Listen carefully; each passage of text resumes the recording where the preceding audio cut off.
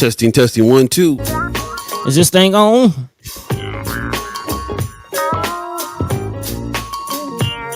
Good morning, good morning, good morning.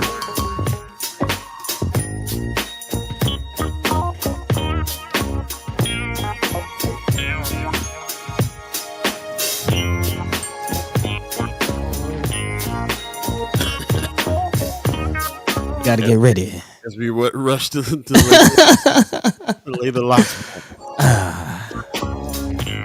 Gotta get the locks laid right. That's right. Shout out to 630 crew. Let me know how the mix was.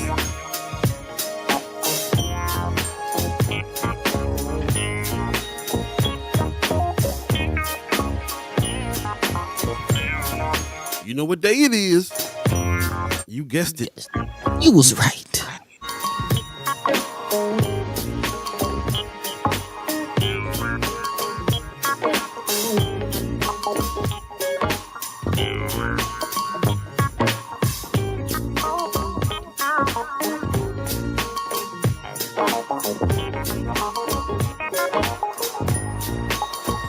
First Sky Omaha Radio, First Sky Omaha in the morning. In the morning. Whoa.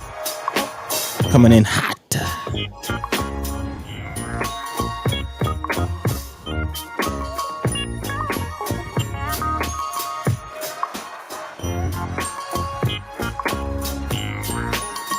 we go. I want to. Man, it's groggy morning this morning.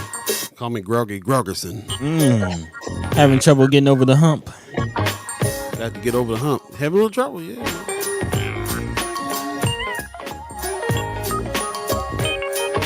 It's all good. We're going to bring it anyway. Welcome, welcome, welcome. Fresh edition of First Sky Omaha Radio. First Sky Omaha in the morning. In the morning. Nice. Paul B, Buddi3 Da Gawd. Hey, what's happening? All of you chat chimers, all of you ghost listeners, all of you radio listeners, thank you for joining us on this Wednesday, April 26th, 2023. I did get the date right, didn't I? Yeah, you did. Oh, you know how I am about time. I don't know what day it is. Man, well, you guessed it. You was right. You was right. Welcome and good morning to all of you. Let me know how you feel in the chat, especially all the chat chimers that's coming on in early. I see it's already filling up, man. Gwen Easter beat you to the punch today, Pops. Gwen Easter is the first one to give us a good morning. Good morning to you. Pops says good Wednesday morning and mad love to First Sky fam. Appreciate you. Wanda Lewis over here on Facebook says good morning. Hey. Appreciate you. Good morning to you. That woman, man. What's going on, Miss Erica Felt? How you feeling these days? She says good morning. Leia Keister, it says one because she's winding up to say whoop-de-doo Women's Wednesday. Okay. Whoop-de-doo. Whoop-de-doo. Whoop-de-doo to you too. Yit-de-dee. Yit-de-dee. I was going down. Yes, it is Women's Wednesday. You know what that means. We're looking forward to speaking with Precious McKesson, Politicin with P. Hey. What's good in the hood with Kimara Snipes. Man. Put some respect on their names.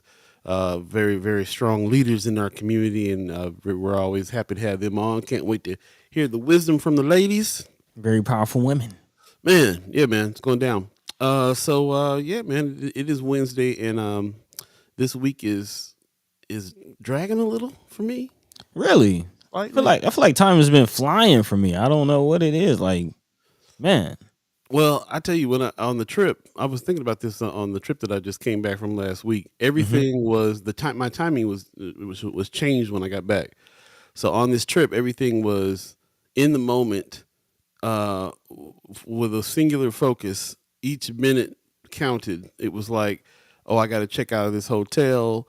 All right, I still got to get this done by this time. Let me go find a Starbucks right now so I can sit here and do this work. You know what I'm saying? Like. Everything was on some kind of different kind of time schedule, and it was mission based time schedule. So when I got home, I realized like how much time I spend downtime going, okay, next task. Let me reset first. Let me chill out for a minute and reset instead of just going right to the next task. So everything was super fast on the trip. Everything slowed way down when I got in town, but gradually, because the first couple of days I got in town, I was still in that travel mode, and the pace was faster. So now it feels like the week is dragging for me a little bit. If that makes any sense.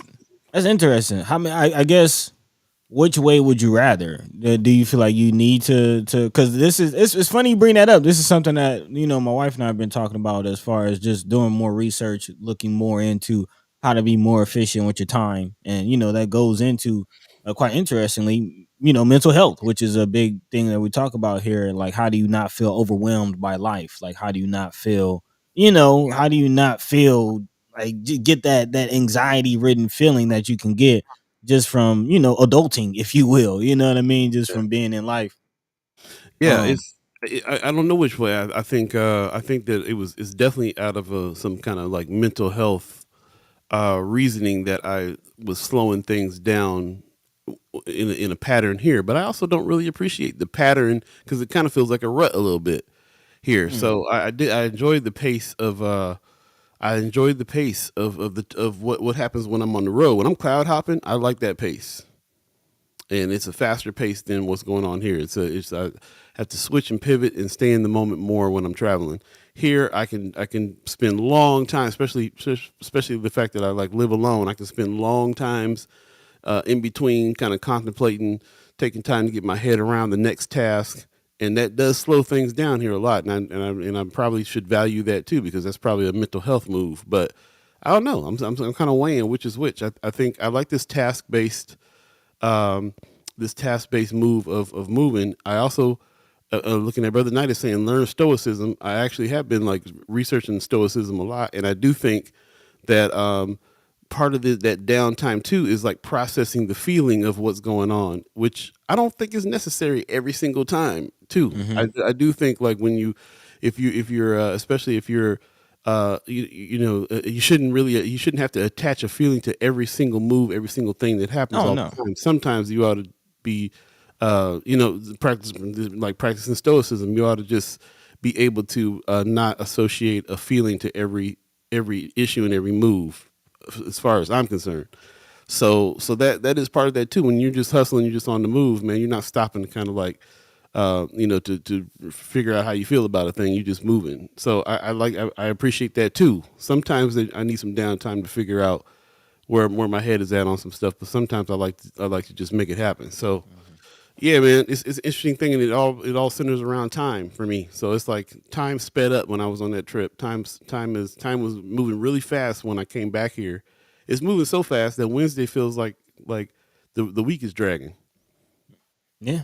You I know what I mean? mean, for some people it does. Like again, for me, I'm usually the opposite. I am usually more task oriented. Like I'm the type to make a to do list and just knock them out, boom, boom, boom, boom, boom, Yeah. and then finally kind of rest. But I am, I've caught wind and doing more research into like block scheduling, Wow. and kind of doing more. So what you're saying as far as maybe 20 minutes, 30, 45 minutes on a task, take about 20 minutes to break, kind of reset as you say, and then either go to the next task or come back to that task with a renewed focus. Yeah. That way you can, you're not taking every 5 minutes to scroll on the phone, and then your focus is more intent, it's more directed, you're more productive, it seems like. Yeah. But again, it is, I think I want with Pops too though. He says I think you need both. It's all about balance, and really that's you know I feel like you do one or the other too much, then you get into that imbalance territory. Totally agree. Totally agree. I also think it depends on the task. Some are more mental heavy than others. Dealing with people is sometimes a little bit more mentally heavier than other tasks. If I have tasks that don't really involve having to really deal with people, then yeah, I can jump in and go. So yeah, it takes Mhm. both. I definitely appreciate that comment that Pops is saying. I'm always striving for that balance for sure. Miss Erica Phelps said this Boogie's birthday. 17 years Hey. ago, a cool kid was born. What's going on, Boogie? What's happening, man? He's a year away from voting. Check that out. Brother Knight says, never worry about what you can't change. I heard There that. you go. That takes a lot out. Von Chapmanson gives us a good morning. He says it comes down to time management. Yeah, man. It Do comes. any of you have any tips on time management? How do you manage your time? It's a good question. It comes down to mental management for me, most definitely though. Like you gotta, you gotta watch that because you let things get the best of you sometimes, and you got to slow down. I'm learning like which things take a whole lot of mental and emotional strain. Mm. and what needs to happen when that happens, when those things happen. Managing people sometimes is one of those things that you got to, people don't really they just add it to the list as a task, but it's really something that you ought to slow down, pay attention to how Oh yeah. how things are, what I'm saying? Like what Hmm. your interactions with humans. So, like I said, I think it takes both. I'm with that. I'm definitely with time management, but that's the whole thing that I'm thinking about, man. Time. We always talk about how we don't believe in the concept of time, how time moves faster than other times, slower than other times, what that means. Hmm. And also, according to Einstein, if you're moving, then time is different. So, and I find that exactly right when I'm like Yeah. cloud hopping. When I'm cloud hopping, when I'm on the move, it's exponentially quicker Time's than moving with you. yeah, for sure. So anyway, all that said, here it is 7-11 if you believe in the concept of time. and how's your hump day? Is the week dragging for you? What's your time? What's your time like? Let us know in the chat. If it's moving right along. Buddy, you said it's moving right along for you, huh? Yeah, yeah, it is. It is. This whole year. I mean, you think about it, we're creeping up on the halfway mark of the year already, and it does feel like the year just started. So yeah, yeah, time is definitely moving along for me, man. I'm not quite sure, if it's because I'm breaking and kind of taking my time, if you will. But time management is important. Yeah, for sure. Um, so yeah, yeah, definitely. Big shout out to brother Von Chapman, Mr. Stewart, dropping some gems on us. Definitely trying to strike that balance, and also what you spend your time on. As far Yeah. as prioritizing that. I'll be honest. I'm not the best with staying in touch with loved ones and family and friends. I'm Mm, kind of more so keep my head down and do the work, and just I'm a workaholic a little bit, mhm. but Yeah. and then when I'm not working, that's what I'm doing. I'm kind of just doing nothing, just trying to unplug and relax. Wind down, right? Right, right, That's right, good. right, right, right, I- right. I'm So yeah, I'm different. This is the way that we're different. I lean more towards I'm gonna chill out more than the workaholic side. So interesting. Brother Knight says managing time depends on the personality. Do you live in the moment or do you think forward before moving? Older I get, I definitely am thinking forward more than I did before, mhm. which has slowed a whole lot of things down. So But I interesting. mean that goes back into the balance. You know what I mean? Because if you're thinking too much of the future, that's where anxiety comes in. You get to worrying about things you can't control. It sort of kind of that slips into. Not necessarily. Yeah, I think so. If you get to worrying I about mean, the future too much, that's the point. I Too mean, much worry about the you're a future. young dude saying that, so I understand. But Hmm. the older I get, the more I look into the future, the more I can figure out what to do for the future than it was creating anxiousness for me. You know what I'm saying? Mm. It's more so if I had just stopped for a minute and thought about what I was getting ready to do next, 'cause I do know what that is. Hmm. Let me do that. It's now it's flipping. The opposite for me is flipping. Like when I just jump into something, now I know I'm messing a bunch of stuff up if I move too fast. You know what I'm saying? So Well, it that's one of the things I'm learning just from my youth. Like that's one of the big youth mistakes is moving too fast and not thinking about the future. And that's what I'm saying. It's that balance. definite balance. I was leaning on the side of action before thinking before. So Yeah, now it's switching a little bit. balance, man. But Mr. Knight says try not to procrastinate. That's a sin. Okay. Pop says when I write, some days I'll write for 5 minutes. Some days I write for 15 hours. Some days I just say screw it and screw it all and watch TV. And I'm a very happy man. I see where I get that from, Pops. I'm definitely like you more on that.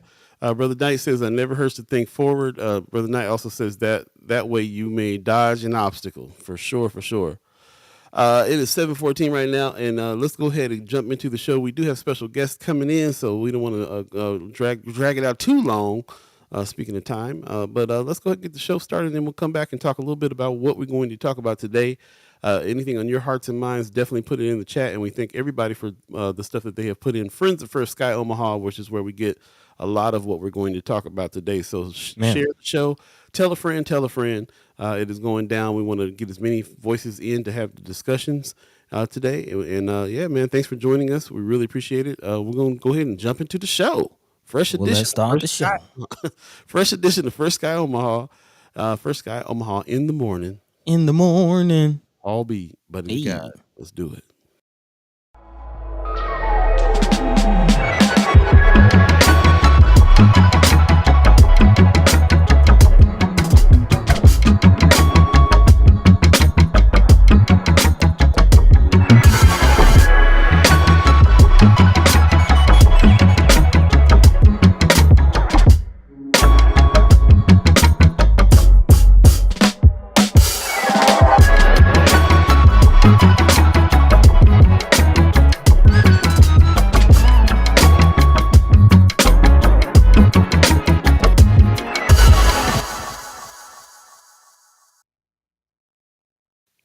Good morning, good morning, good morning. First Sky Omaha Radio, First Sky Omaha in the morning. In the DS. Paul B, Buddi3 Hey. Da Gawd, all of you chat chimers, ghost listeners, radio listeners, appreciate you coming on in for a fresh edition of First Sky Omaha in the morning. And guess what? It is already the 26th of April. Man, I'm telling you. Now that part of time is moving really fast. Also, I want to say before we move on from this last subject, I just want to let everybody know, just to give you some props. Buddy is one of the most intelligent, stoic, wise young people that I've met in the last 20 years. So, Oh man. when he walked into Mind and Soul at what was he, like 24 years old, 23, something like that. Yeah. Man, sheesh. Yeah, he walked in like grown. I mean, you know what I'm saying? Like there was no stigmatism of him being like young and making dumb decisions. He already had a level of wisdom coming in as a young person. Really inspired me, man. So when you wonder why we have teamed up the way we have, it's mostly to do with the fact that this bro is on the ball in a big way and in a young age. So yeah, I just want to give you some props, man. You know, you came in teaching at 24. You know what I'm saying? Like, Yeah. Well, you know, I had good teachers. I'll put it like that. I feel like that. Shout out to my Dukes.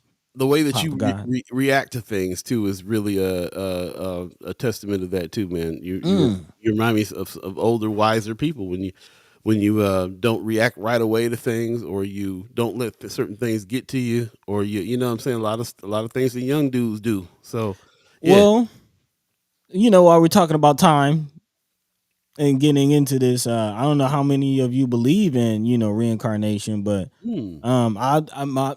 my mom and my grandmother always told me that I had an old soul. And actually, here's Mama Guy right now, and she can attest to this. There's an anecdote she always told me about when I was 3, and I apparently remembered my past life when I was 3 and would describe it to my elders. You know, apparently I was in the military, had a Cadillac, had a wife. Yeah, like it was a whole thing. Yeah, it was a whole thing. It was a whole thing. And I never really felt like surprised by a lot of this stuff. You know what I mean? Like I don't know, man. I do feel like I've been here before, but you know, I'm just trying to keep a level head, man.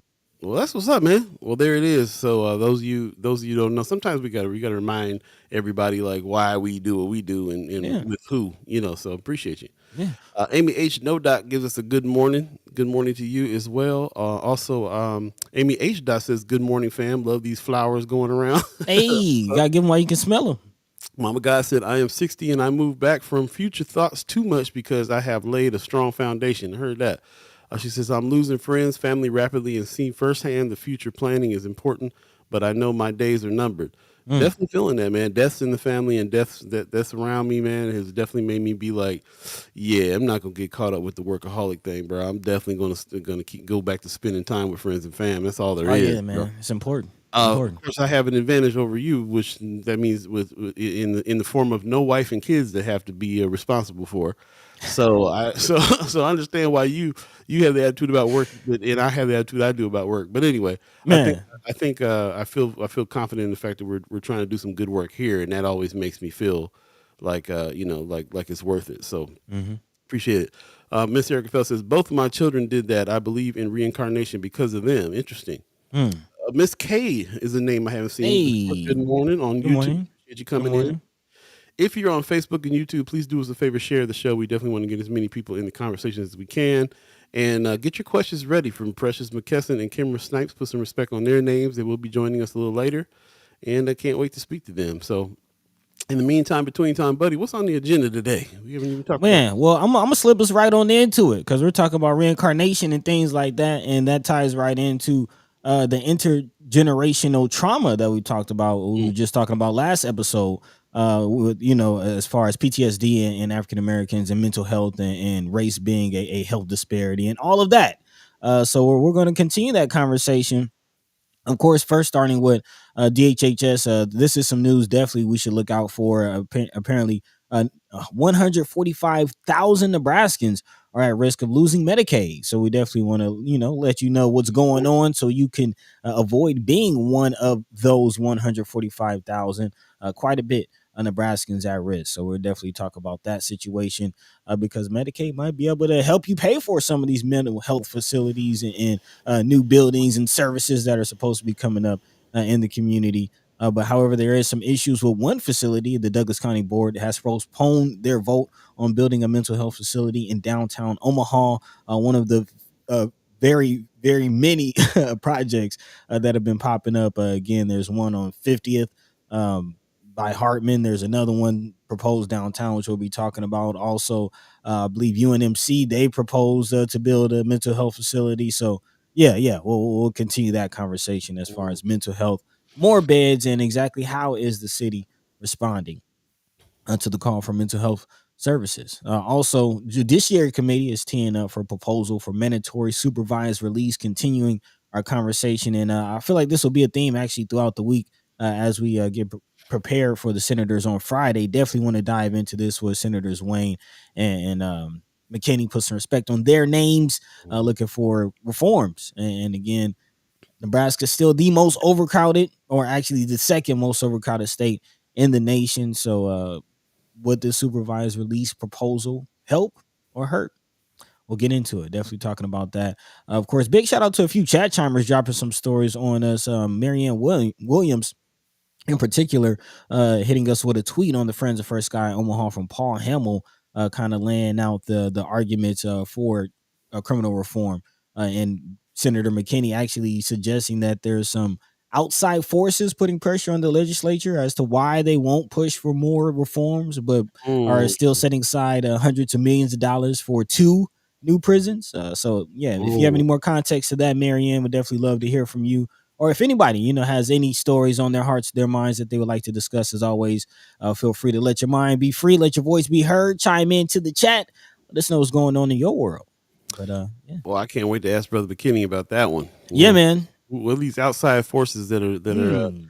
that actually do? I couldn't. I don't think I wrapped my head around that they were actually doing something to try to prevent any kind of prison reform bills and stuff like that happening. I wasn't even thinking of that. Just that I've been thinking this whole time he hasn't had support, but Mm. not in terms of like people that are actually like fighting against that some kind of way. So that's I can't wait to talk about that. That's interesting indeed. Wanda Lewis in the chat, good morning, says Children's Hospital has plans on building their own mental health facility. Lots of mental health Man, facilities popping up. another one. Interesting that there's no stumbling blocks for the prisons, but now they're kind of stumbling blocks for the mental health facilities, which we kind of feel like are like you said, just kind of more beds. Yeah, man. Not necessarily a prison, but not necessarily a hospital. And well, before we get into it, let's get let's get into this. Well, actually, let's go ahead and dive into it because I do have some questions as far as all of these individual.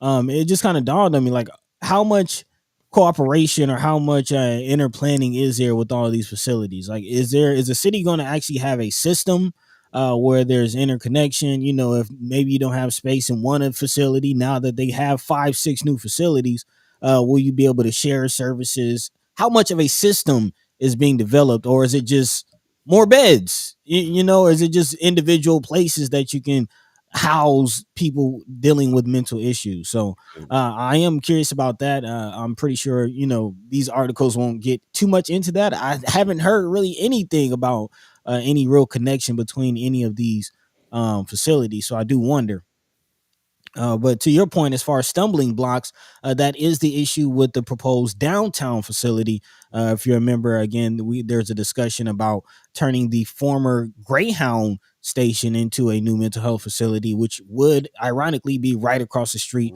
Right, maybe. from Douglas County Jail, again in downtown Omaha. However, there are some issues with that becoming a reality.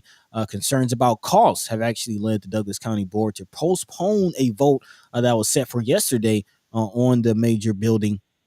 Again, the postponement came at the last minute as the board was about to vote on a resolution to move forward on the project, which again is estimated to cost about $60 million. But again, that cost is a cause for pause for the board. And the resolution, which was actually put forward by County Board Chair Marianne Borgeson, or excuse me, Omaha City Board Chair Marianne Borgeson, who called for launching capital improvement projects to erect two new structures. One, of course, would be at the Douglas County Jail and serve people in the jail. The other would be nearby at 1601 Jackson Street, which would house, again, the Douglas County Community Health Center, which currently occupies, again, part of the Douglas County Health Center near 42nd and Woolworth. So moving it closer to downtown, the community facility would provide short-term inpatient care as well as outpatient care. So a few services being offered. But of course, the cost of this is an issue. They are looking at federal pandemic relief funds for some of this, or actually a majority of this construction. The board would use about 50 million of the county's 2021 ARPA funds, and then another 8 million from the CARES Act funding for this, which actually those $8 million are set aside for mental health. So if they don't go to this project, they will go to some other mental health project. But again, a lot of debate about the cost. Strong possibility on that. Debate about the cost, and also there's getting ready to be some debates about using those ARPA funds. Yeah. I did hear some rumblings of some Republican groups that are chiming up about, hey, we're not in the pandemic no more. Why we got to keep spending this pandemic money? Mm. That's that Biden put out as like owed to us because it didn't get to us during the actual pandemic. So there's getting ready to be some chiming up about that and possible changes to whether or not we even going to be able to use some of those funds. So we know that that's going to be across the board that everybody's paying attention to that because there's still billions of dollars out there in the country that are as just like in our state the legislature are fighting for dollars to do certain things like this. So what happens then if the Republicans chime up and figure out how to block, or divert these ARPA funds, Yeah. in places like that. So yeah, not just whether or not how much to spend from them, but whether or not we can spend them at all is going to be up as a question soon. Oh yeah, I mean you got to know that the clock is kind of ticking on some of those funds. I mean, look at the rhetoric or some of the messaging that came out in the last election cycle from Republicans all across the country. One of the main talking points was Democratic overspending.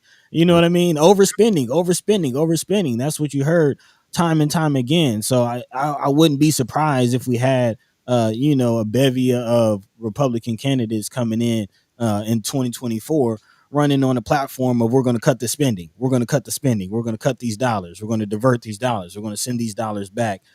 So yeah, I mean that's a reality, Mhm. which is more reason why it's important that we get this 1024 and we get that whole situation handled now, and get that foundation and those rules set now. Again, remind you that one of the proposals set by Senator McKinney would divert some of those funds from the ARPA allotment to the state's general fund, which actually they're talking about now as far as that budget. So Yeah, and just that's keep an eye that's out to for that. me just shows how much chess they're playing. Like the Oh yeah, wisdom of the senators saw these things coming. We might run out of time.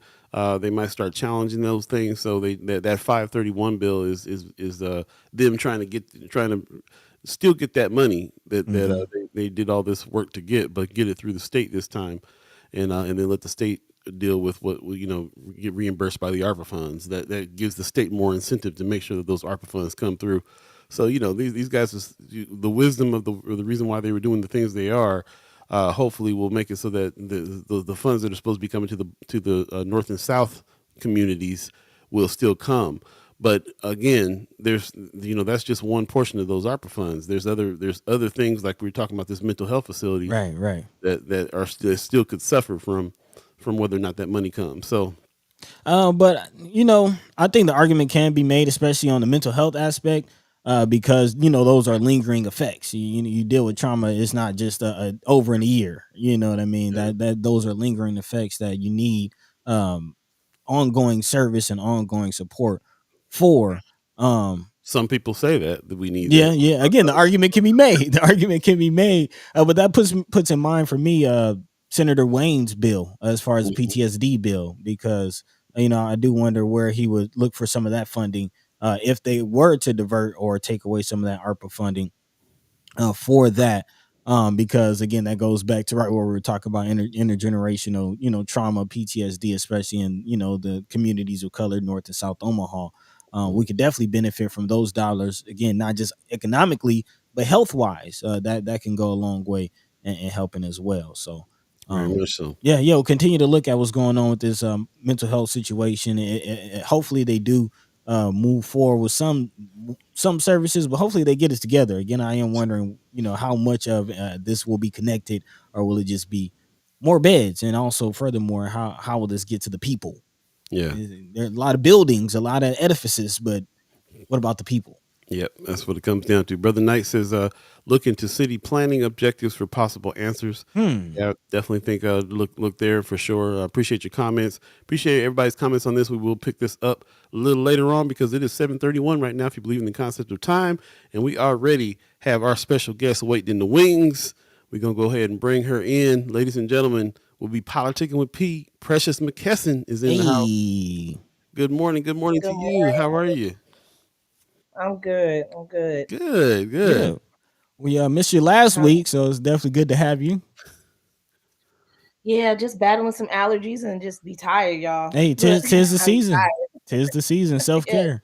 I definitely feel that. We also yeah. we also got Kimara Snipes in the chat too, saying good morning, y'all. Should be on Hey. shortly. I appreciate you coming on through. But good morning to you, Precious. I feel your pain exponentially. I'm trying to tell you, this sinus stuff is killing me. I'm walking around barely open my eyes. It's hard to wake up in the morning when you got sinus issues. So I'm definitely Definitely. definitely feeling you. But I appreciate you getting up this morning, coming to us today. We missed you. Thank you. What's Appreciate going on in your world these days? Yeah, what's new? it. Lord, what's Okay. going on? Baby. You just need a man. You need to go and get a T-shirt that just says "baby" with three Man, dots on and nothing, and that's it. that's Politicking it. on the back. That's it. It's just a lot. It's a lot going on. I mean, it's just a lot going on right now. I'm just trying to figure out the right words. Okay. Well, is it good or bad? Or is it where on the I mean, spectrum are we? what do you mean? Like, what is going on? Personal work? Oh, okay. Like, It's all over the place, huh? Well, let's start with personal. Yeah, yeah, yeah. How's How your are you? life? How's your world? I mean, world's good. I'll say world's good. I mean, just trying to make some, we got to make a lot of upcoming decisions personally, like where, I go politically and what I'm looking at, how I'm continuing my career.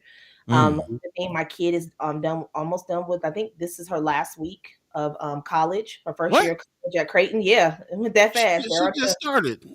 Yeah, starting in August. Yeah, she's done with her first year of college and, Wow. preparing Mm. for the summer and stuff. And like just making time family wise and It's important. preparing for our national NUSA conference in El Paso. So I'll be doing that. My May and June is like booked, and I've booked Mm, two national speaking engagements. So my first one will be May 11th in Erie, okay. Pennsylvania, and then I have one in Mm. Oklahoma. So it's a lot going on. It's just a lot. Just trying to, trying to get just trying to get it together. Just trying to get Hey, it I got together. I got an idea. I don't know how you feel about this or how your daughter feels about this, but I'd love to have her on and ask her about her first year at Creighton and how give us a report on her Mm. experience if she wouldn't mind doing that. Be Yeah, interesting. I would love to. I'll ask her. Taylor is very different than me. Taylor is not a Taylor's a very shy kid. Okay. She's not her mother. She's her mother's child, but she's not her mother's child, to put it that way. She's very, very reserved. Like, have to beg me not to put stuff on social media if she does something Mm. cool. Like she's like, don't do it, don't do it. I'm like, okay, I won't. But she did have an experience recently that I talk about, because sometimes, as adults we do this and we'll be like, oh, we don't want to do certain things, and we get like real, like, if it's a function going on. Hold on, y'all, while I'm doing this, I'm about to start shutting down these windows. I have a lot of windows open. Yeah, Yeah, yeah. that'll help. When we're there's just things we don't want to do as adults. And last week, she had this luncheon. She's like, oh, I just don't want to go. I'm so tired, Mom. I'm so tired. And so I was like, no, you got to go. When they start talking about your scholarship, and different things, you got to go. You got to go. And so the funny thing is that she calls me after, and she goes, I'm so happy I went to that luncheon, Mom. I'm Mm. just so happy that I. And I'm like, why? And it's like, I've been stressing like the last, I say, couple of weeks, or maybe before, like just trying to overall, just trying to stay on her about the importance of, of being prioritizing your education, Mm. knowing that your curriculum is a little bit different. So sometimes, when you see people saying, oh, well, I'm on the dean's list. Well, sometimes, it just depends on what their curriculum is. Sometimes it's just different parameters that go in to, to your education. And so she calls me, she tells me she's glad she went. And then she goes, yeah, I didn't even know when I went to this luncheon, I was going to be sitting at the head table with the board of trustees and all these people. And I was like, oh, Well, Okay. you know, yeah. She's like, yeah, and my the person who funds my scholarship is the CEO of da da da da. And I'm like, oh, wow. Hey. So like I explained to her, she was like, she was really like, she was very detailed oriented, like, okay, well, only the people at this table had name tags. She was very detailed about it. And so then finally I told her, I said, well, just let you know, those are the people that they remember. They're gonna, you were you were in a space where sometimes everybody doesn't get that Mm-hmm. opportunity to be at that space, and just make sure that it's a memorable one that that experience. So just trying to teach her those little nuggets about life as she starts her young adult life, because there's times where she's going to want to go to meetings and stuff, and you just got to give them that encouragement, because these are the outcomes by attending those things. So I really definitely you know just going through the whole thing and just saying, hey, you got to do it. Don't There's times I don't want to do a lot of meetings either, but I have to go because I know it's Oh a yeah. reason for it. So You got to remember that we don't always get access. So if we get access, we might as well take advantage of the access. yes, She's a young black woman from North Omaha that's going to Creighton, which I can't say I've talked to many of those. Mm. So I'm curious myself, just how her experience was. If she's taking advantage of those opportunities and so on and so forth. She did. We don't want to put her on the spot or anything, but it would be nice to hear a little bit about how her first year went. Or maybe you can yeah, just record, maybe you just ask her and you can just relay it to us or whatever too. That's Yeah. I'll Yeah. ask her. I'll ask her. I mean, I feel that she's done an awesome job. Yes, she's been doing a great job, and the experience has been good at Creighton. She's not giving me, because she knows. She tell me something going down. She know I'm showing up. Ah, So I had to go up there. that part. That part. don't make me come up there. That Yeah, part. yeah. Look, I know who to go talk to. I hear that. Well, right on. Yep. Tell her congratulations. I cannot believe a Man. year is already coming up on that, man. That's all. So Yeah, she just started. We just talked about her starting. Oh yeah. just She gonna be graduated. walking that stage before you know it. Right, and Man. when she just graduated last year, literally, we were talking to some friends, and we're like, "Gosh, last year was just the graduation, because that's when we're starting to see our other friends, go through the ceremonies leading up to graduation." Last night she was talking. She's like, "Man, she's like, I really missed that," and she said something that I thought was, she said something I thought was really beautiful. She said, "Mom, I had the best years of my life in high school. Those are she said I lived it to the best, and I had the best time." And I was like, Mm. "Oh, I'm so happy that she remembers that." And Finally. she, yeah, that she understands like the importance. So yeah, but it's cool. Yeah. Well, right on. Congratulations. I appreciate that very much. Yeah, can't wait to talk more about what's happening there. According to you, I know you got a lot of stuff ramping up. Biden just said he's going to rerun. Yes. So I know that your office is chiming up around there with stuff. Any reports from the Democratic Party? Nothing from reported. I mean, other than him announcing, but I know that. I mean, everybody. I mean, the elephant in the room. Everybody's talking about the whole Vinny thing, and I'll just keep it 100. Okay, I Um, was gonna you get get I was gonna get to it. yeah. Working up to it. Okay, so let's say what we got going. All Positive stuff. right, all right, all right. So I mean, next week we have an election in Lincoln. So we're our mayoral re-election as well as city council, Mhm. airport authority, and school board. So we're getting we're in the last week of that. Really surprised that Suzanne Geist. I don't know if y'all saw the article yesterday. Mhm.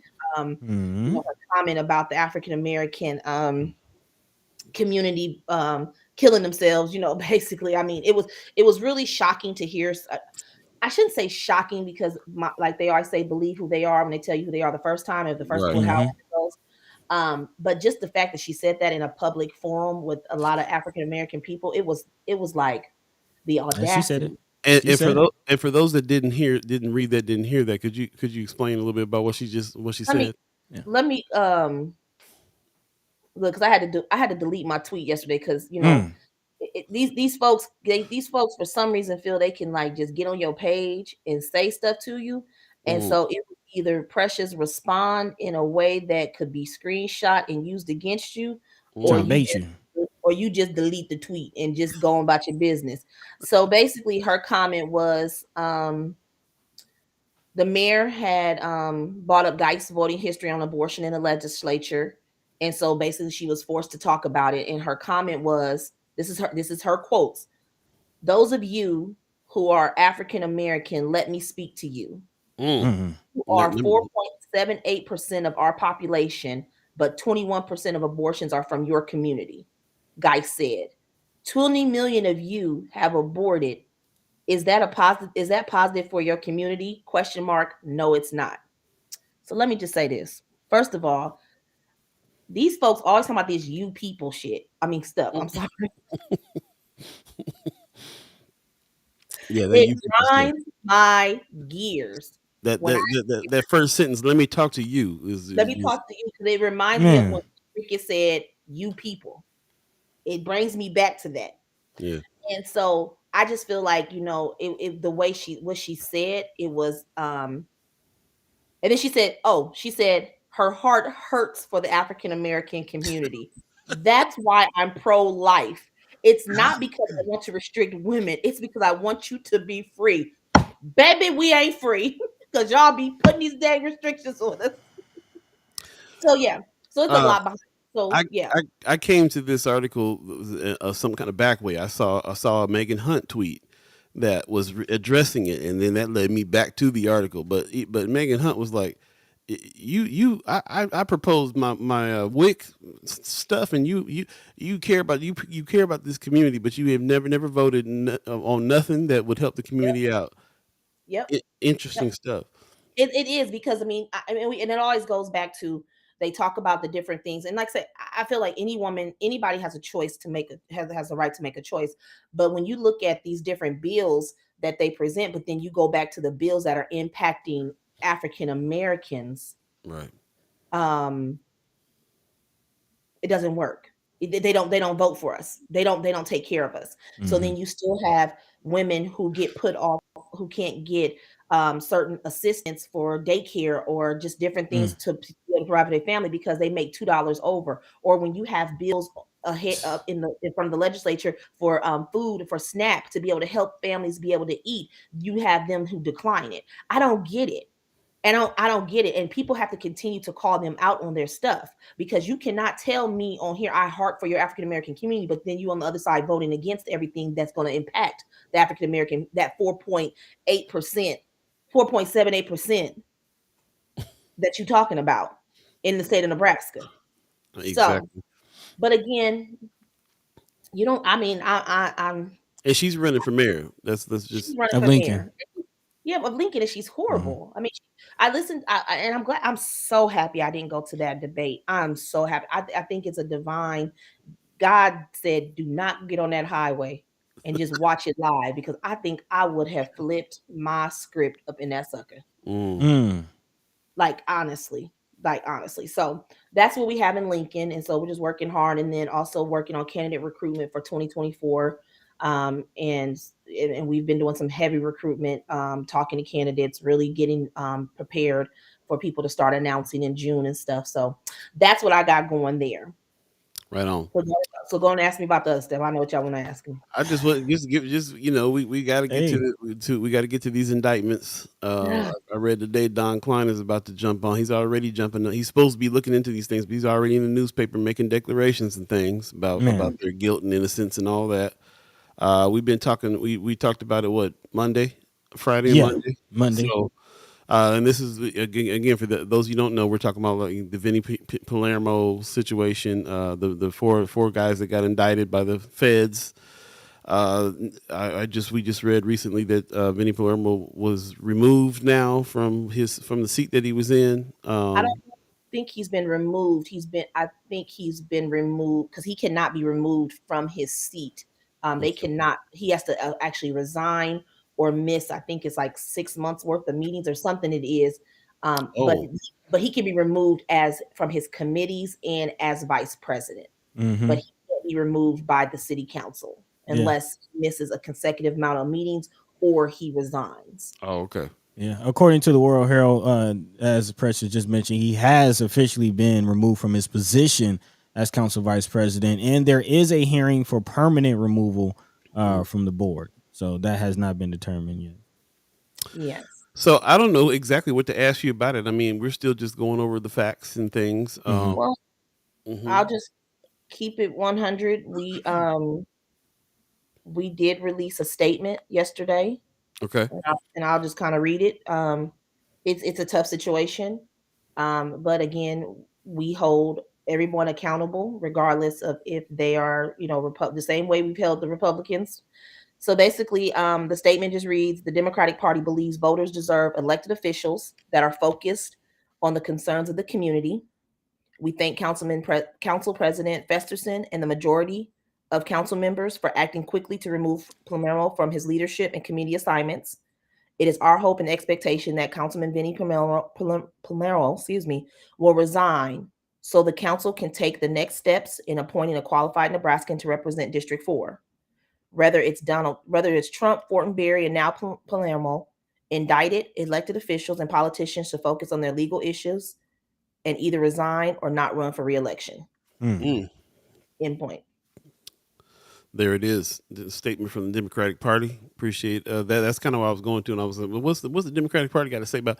So, well said, well done. Yeah. And some people ask, like, why didn't we just jump? Why didn't we come out and say anything before? And the thing is that one thing that we have learned is that we have elected officials for a reason, and we have people in leadership for a reason, and we follow the lead of our elected officials, and so we talk to them. Um, we talk to them. We follow their lead. We give advice. We give direction, like on what we feel should happen. And if they don't abide by that, um, or if they don't agree with it, then we then make the decision: do we go over them and do that? Mm. And so that's something. And then yes, I mean, I see the comments going on. There's a comment in there about Juanita abstaining. Mhm. I'll be honest with you. We have conversations. People have their opinions and have a right to their opinions of how they feel. Some feel that you're innocent until proven guilty. My comment back when that comment was made to me by any elected official is that you have federal indictment. Normally, when federal indictments come down, you're 97.5% sure that they got a tight case against Right. you. Mm-hmm. Um, and then the fact that you have a council person who was already on federal probation committing another crime Mm. allegedly while on federal probation, we have an ethics issue. Right. And so I think in Juanita's case, instead of her voting, and I mean, I know she wouldn't be, she would not mind me saying she did go down to the hearing that he had on Monday, and she has a right to feel the way she feels. She has a right to vote the way she votes. I rather for someone to vote to abstain from voting rather than vote yes or no Mm. or vote no. But so again, any questions you have for that, I would definitely contact Councilwoman Juanita Johnson to ask her opinion on that. But we did have talks leading up to to make sure to see where everybody was at. So yeah. All right, we have Kimara Snipes sitting in the wings. But right before we bring her in, I got one question I want to pose to you, Precious, from Von Chapman. He says, "Can Yep. Vinny be recalled by his constituents if enough of his constituents get enough signatures to recall him?" I haven't looked at that part yet because it's been on the resign part. I have not looked into the recall, but I think, I mean, if you get enough, I mean, anybody can be recalled, and just like, I mean, they've tried to recall the mayor. I mean, they can, and then like I said, a new warrant has been a new warrant has been issued for him, because he did violate his current probation. And so I don't know the next step. All I can say is, I don't want to.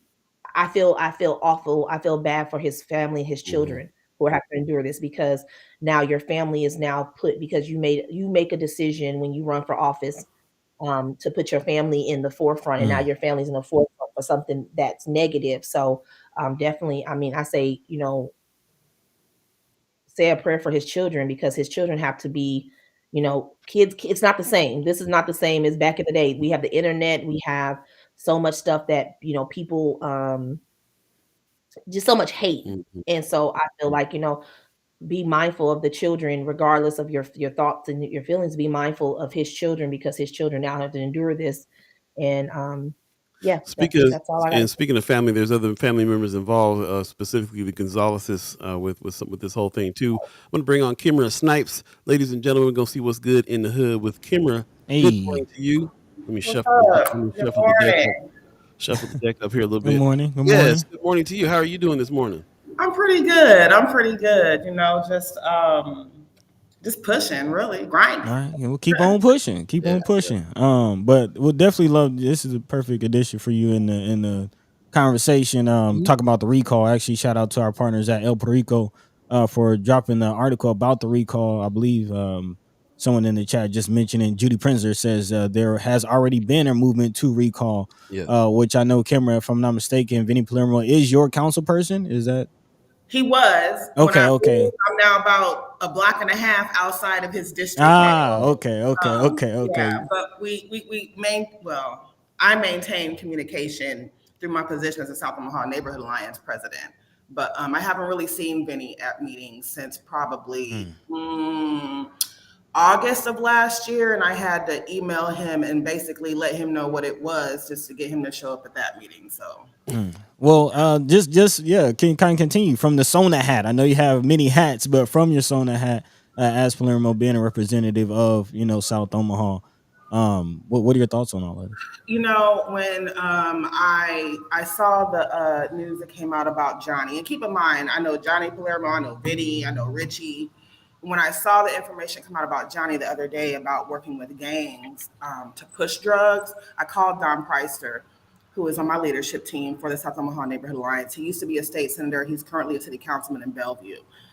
He represents the Green Omaha Coalition with SONA, and he's been around since the inception of it. And I was just like, I'm trying to take off my personal hat and put on my SONA hat, and just, I want to talk about like what's happening and how this affects South Omaha. And I really appreciate Don Preister because, it's just a cluster, what, of stuff happening locally, across the state, across the nation. And ultimately at the end of that call, it was just basically, we have to do what we have to do to keep bringing information to the community, to keep trying to promote positive perceptions of South Omaha, to continue to collaborate with our neighbors, our partners, and things like that. Mm-hmm. I ain't gonna lie, me personally, I'm like, you know what?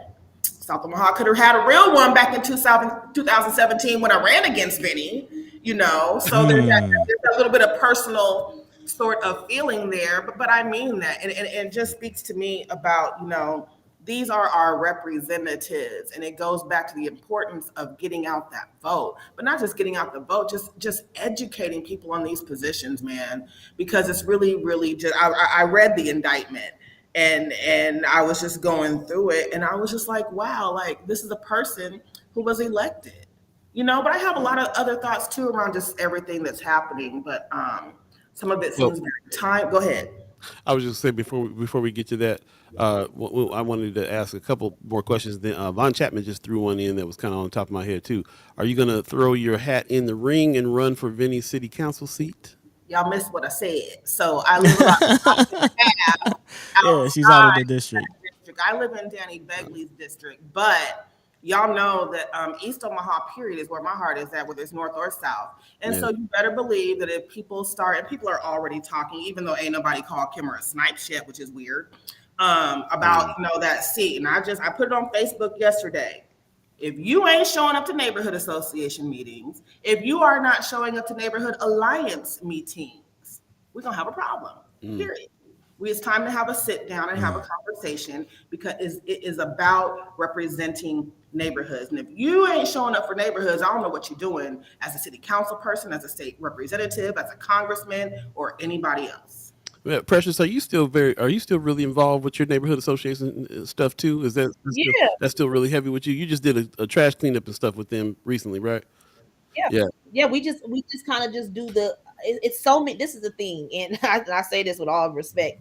It's so many different organizations and nonprofits popping up in North Omaha.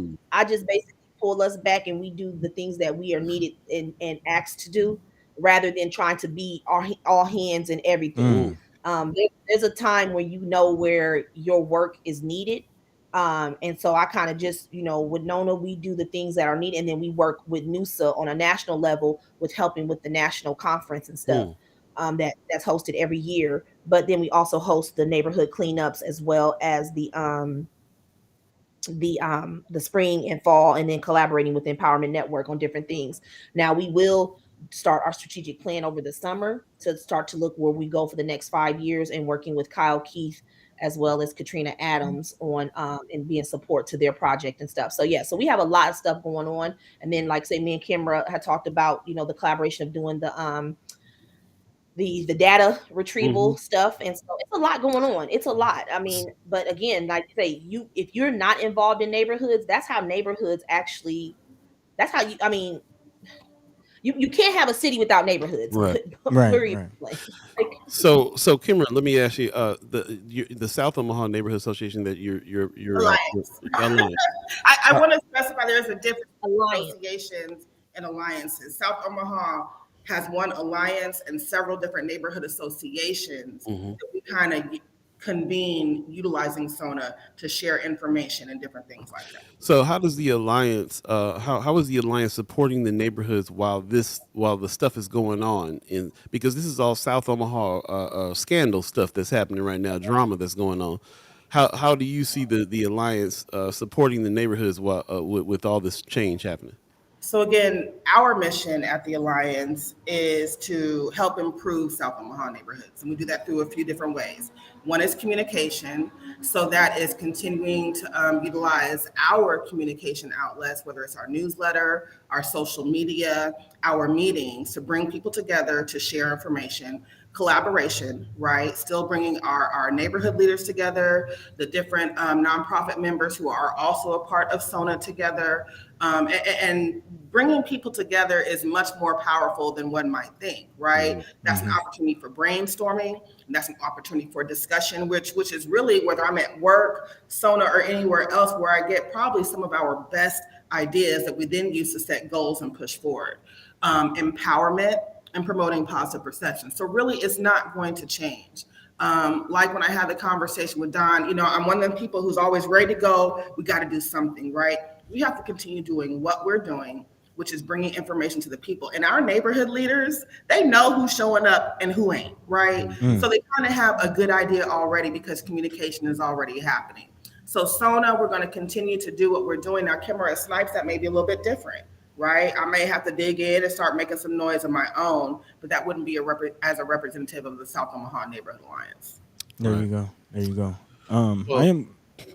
Well, I just wanted to ask as far as pace, because that's something that could be at jeopardy, as a result of this. That's kind of wrapped up in the scandal, and we're talking about improving South Omaha. Again, that whole point, of that organization was for the youth. So for those of you who don't know, that PACE program is a police athletics engagement. Yep. engagement for the kids. So, and it's football. What is the football, basketball? It's flag football. They do. They started doing soccer, I believe. Mm. They work with multiple age groups. They serve South and North Omaha, which is one of the reasons why I have supported them, because there's very few people in organizations that are serving both North and South Omaha. It's always one or the other. And Go ahead. just saying, I was telling Paul I used to be part of the Powell League, so I am kind of curious as far as your thoughts about the perspective of this being going away as a result of this, and just the impact that it has had and can have on the community. And just before we get into that, just to remind people, when it comes to this case and how PACE was involved, there was money being ciphered away from the program, and now they're associated with these four people that have been federally indicted. We're a little worried about the funding that can continue to go to them for this youth program. And side note, I do want to see the flag football team play the BAA flag football. Hey, See what, yes. So I'm worried about the funding piece of it and just the future piece of it. I remember last year I had been talking to Greg about the PACE program, because I'm one of them people who wants to see data. And I was just wondering, what kind of impact PACE was having on the community. And I believe he was telling me that there was some data to show that it was. It's very, I ain't gonna lie, it's very hurtful. You know what I'm saying? Because I know these people and been involved with this, and to think that you've been around children, wearing your gun, wearing your badge, these different things, whether it's Johnny, whether it's Vinny, whether it's anybody. And it's just very deceitful. And I have heard in the past that our chief wasn't a very big fan of the PACE program, which never really made sense to me. And so now it's just an opportunity to even say, have another reason to say get rid of it. Ultimately, they need a different executive director, of course. And I guess, definitely a different board that can try to do their best to recoup it, because there's not a lot that going on in South Omaha that caters to all communities. Right. You have these different organizations that kind of cater to their own.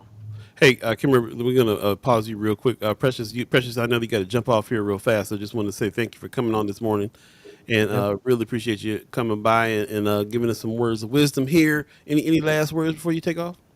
No, just all y'all have a good day. you do the same. Take care of yourself. Please take care of yourself. We need you. Aw. See you. All right, thank you very much for that. I'll shuffle the cards here a little bit. Swap. Uh-oh, what happened? Stuck. Okay. You stuck? Yeah. Interesting. All right. Yes. Sorry, didn't mean to cut you off there. Also, See if I can do. I like how Brother Knight is saying you can't get more corrupt than taking money from kids, the infirm or the elderly. Man, Use them as examples for looking into our funded community groups programs without visible results. Wanda Lewis says PACE has already restructured their organization. They own it. So this is, we're kind of worried about that. So in general, I didn't really. I always had a little question about PACE being a police program in general, but it seemed like they were doing some good, and like you said, they're really one of the only organizations serving North and South Omaha, East Omaha, like we like to say. And I did, after this happened though, I thought, oh yeah, but whether it's the police program or not, these kids, it might be a situation where it doesn't get funded anymore, and these kids ain't got nowhere to go play, and and it really comes down to the kids. You know what I mean?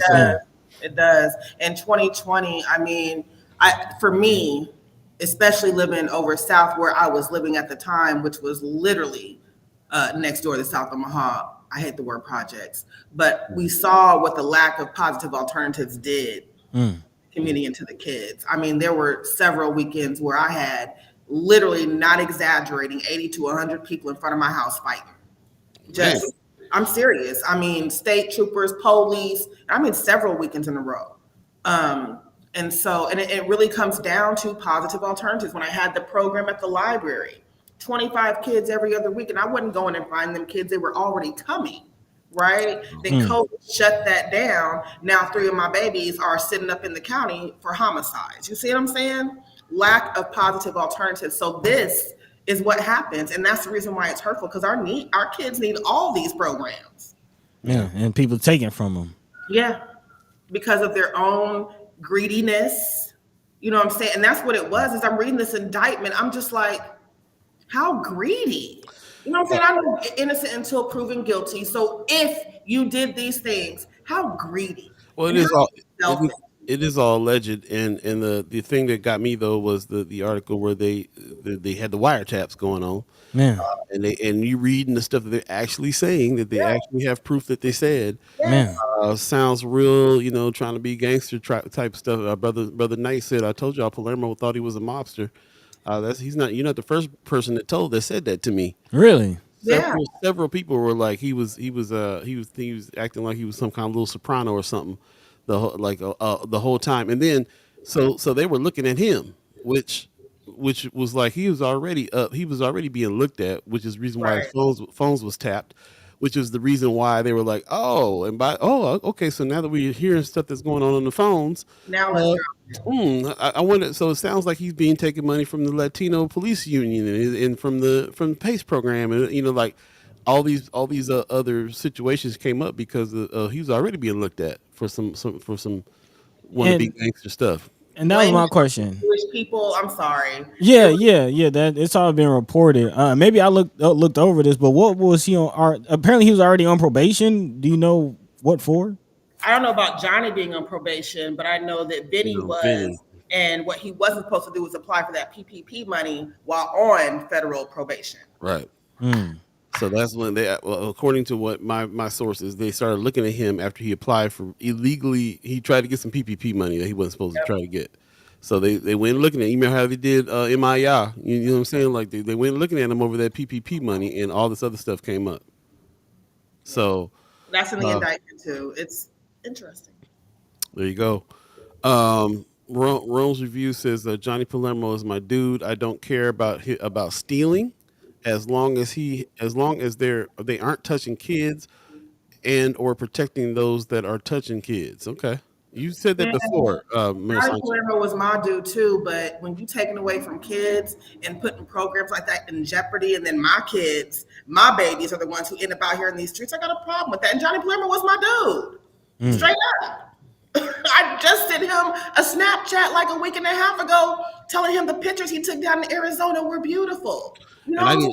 And I didn't really know that you had a relationship with him. I knew that you knew the Gonzaleses very, very closely too. So the fact that they're involved too was unfortunate. The police, the LPOA, the Southeast Precinct have always been active with anything I've done with neighborhood associations. And that's how these relationships were built. I mean, they showed up to everything, National Night Out, SONA meetings, whatever it was. So through that, I'm a relationship builder. That's what I do. So you're right. I build relationships with all these folks.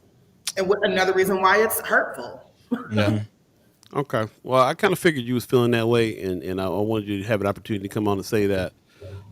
Before we move on to other subjects, what do you think needs to be done? What needs to happen forward now? Yeah, moving forward. I mean, who just said I was saying somebody was just saying, Tony Johnson 12 said Empowerment Network probably chomping at the bit to get PACE funding.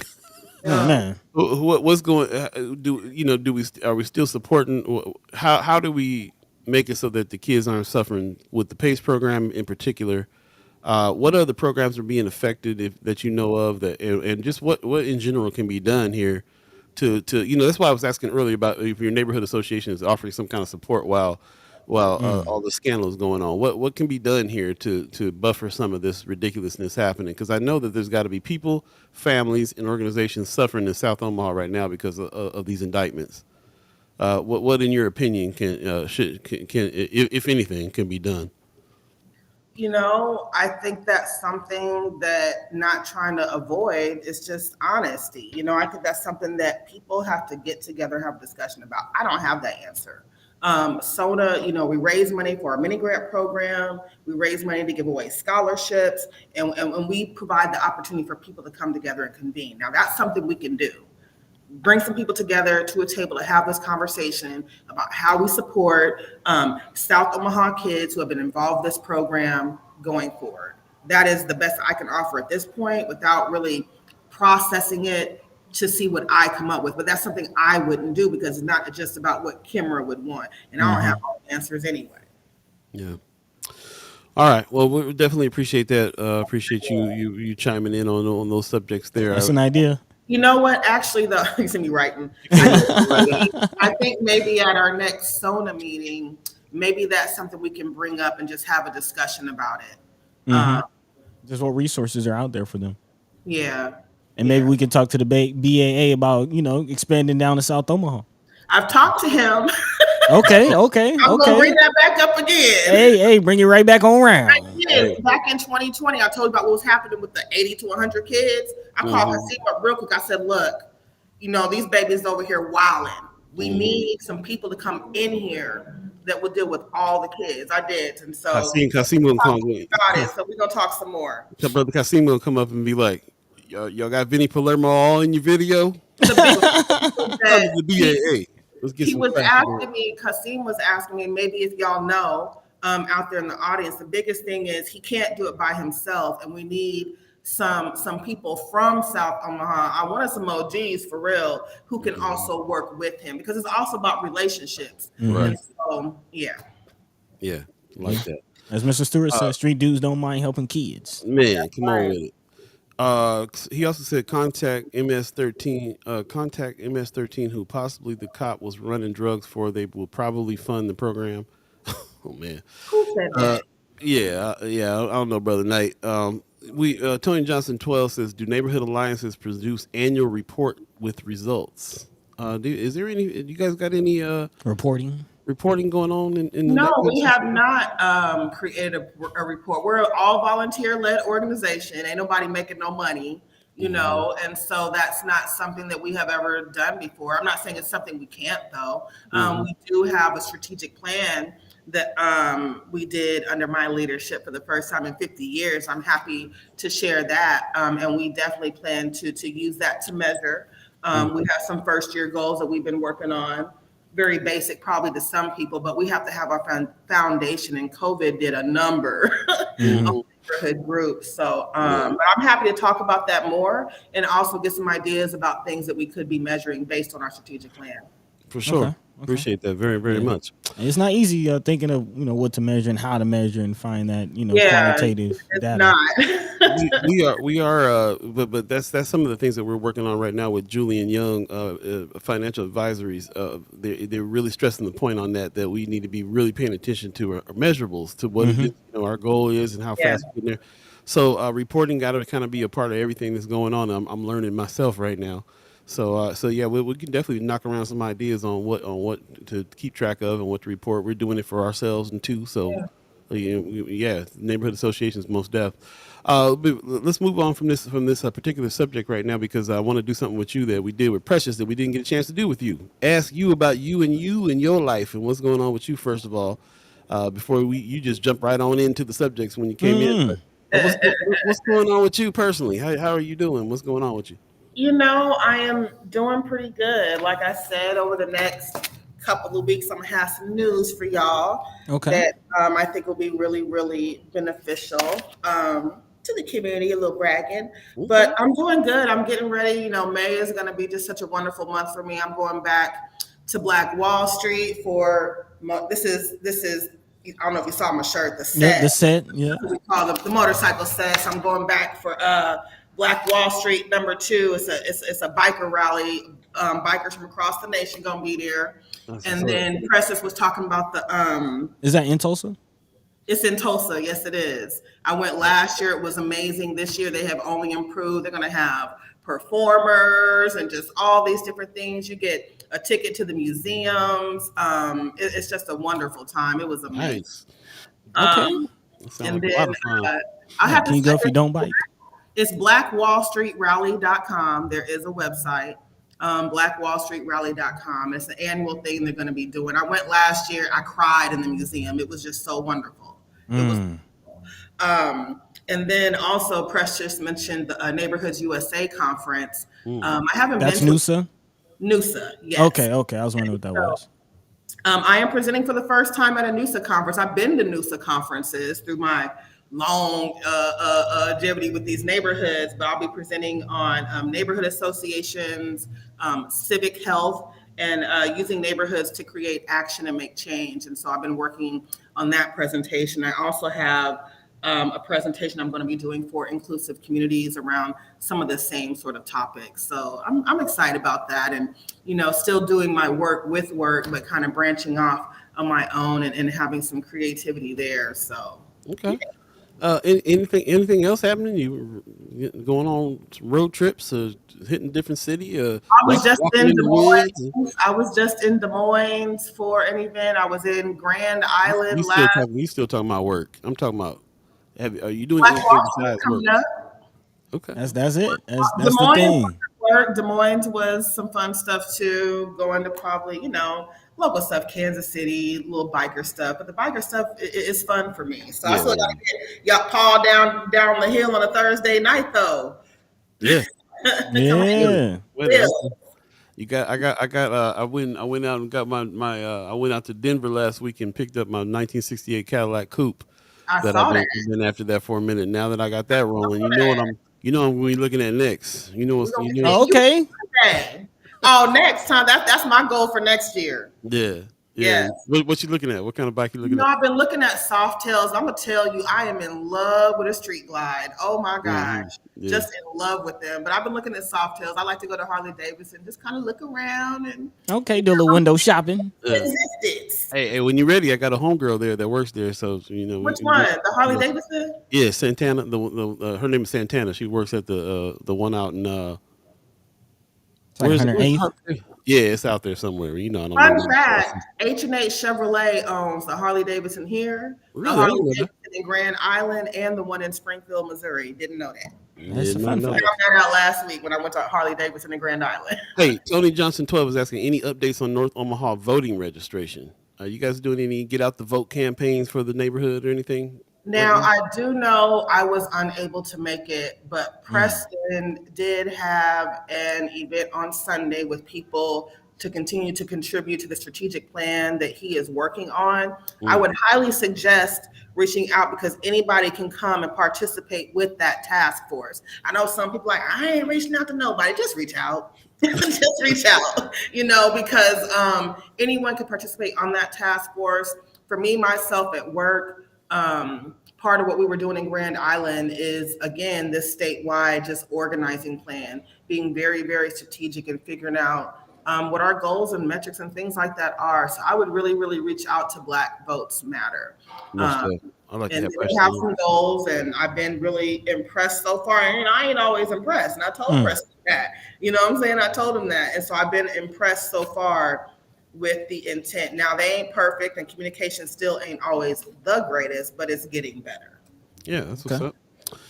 We're gonna be working with him a little closer this coming up next season. So we'll definitely have him on the show and talk a little bit more about that.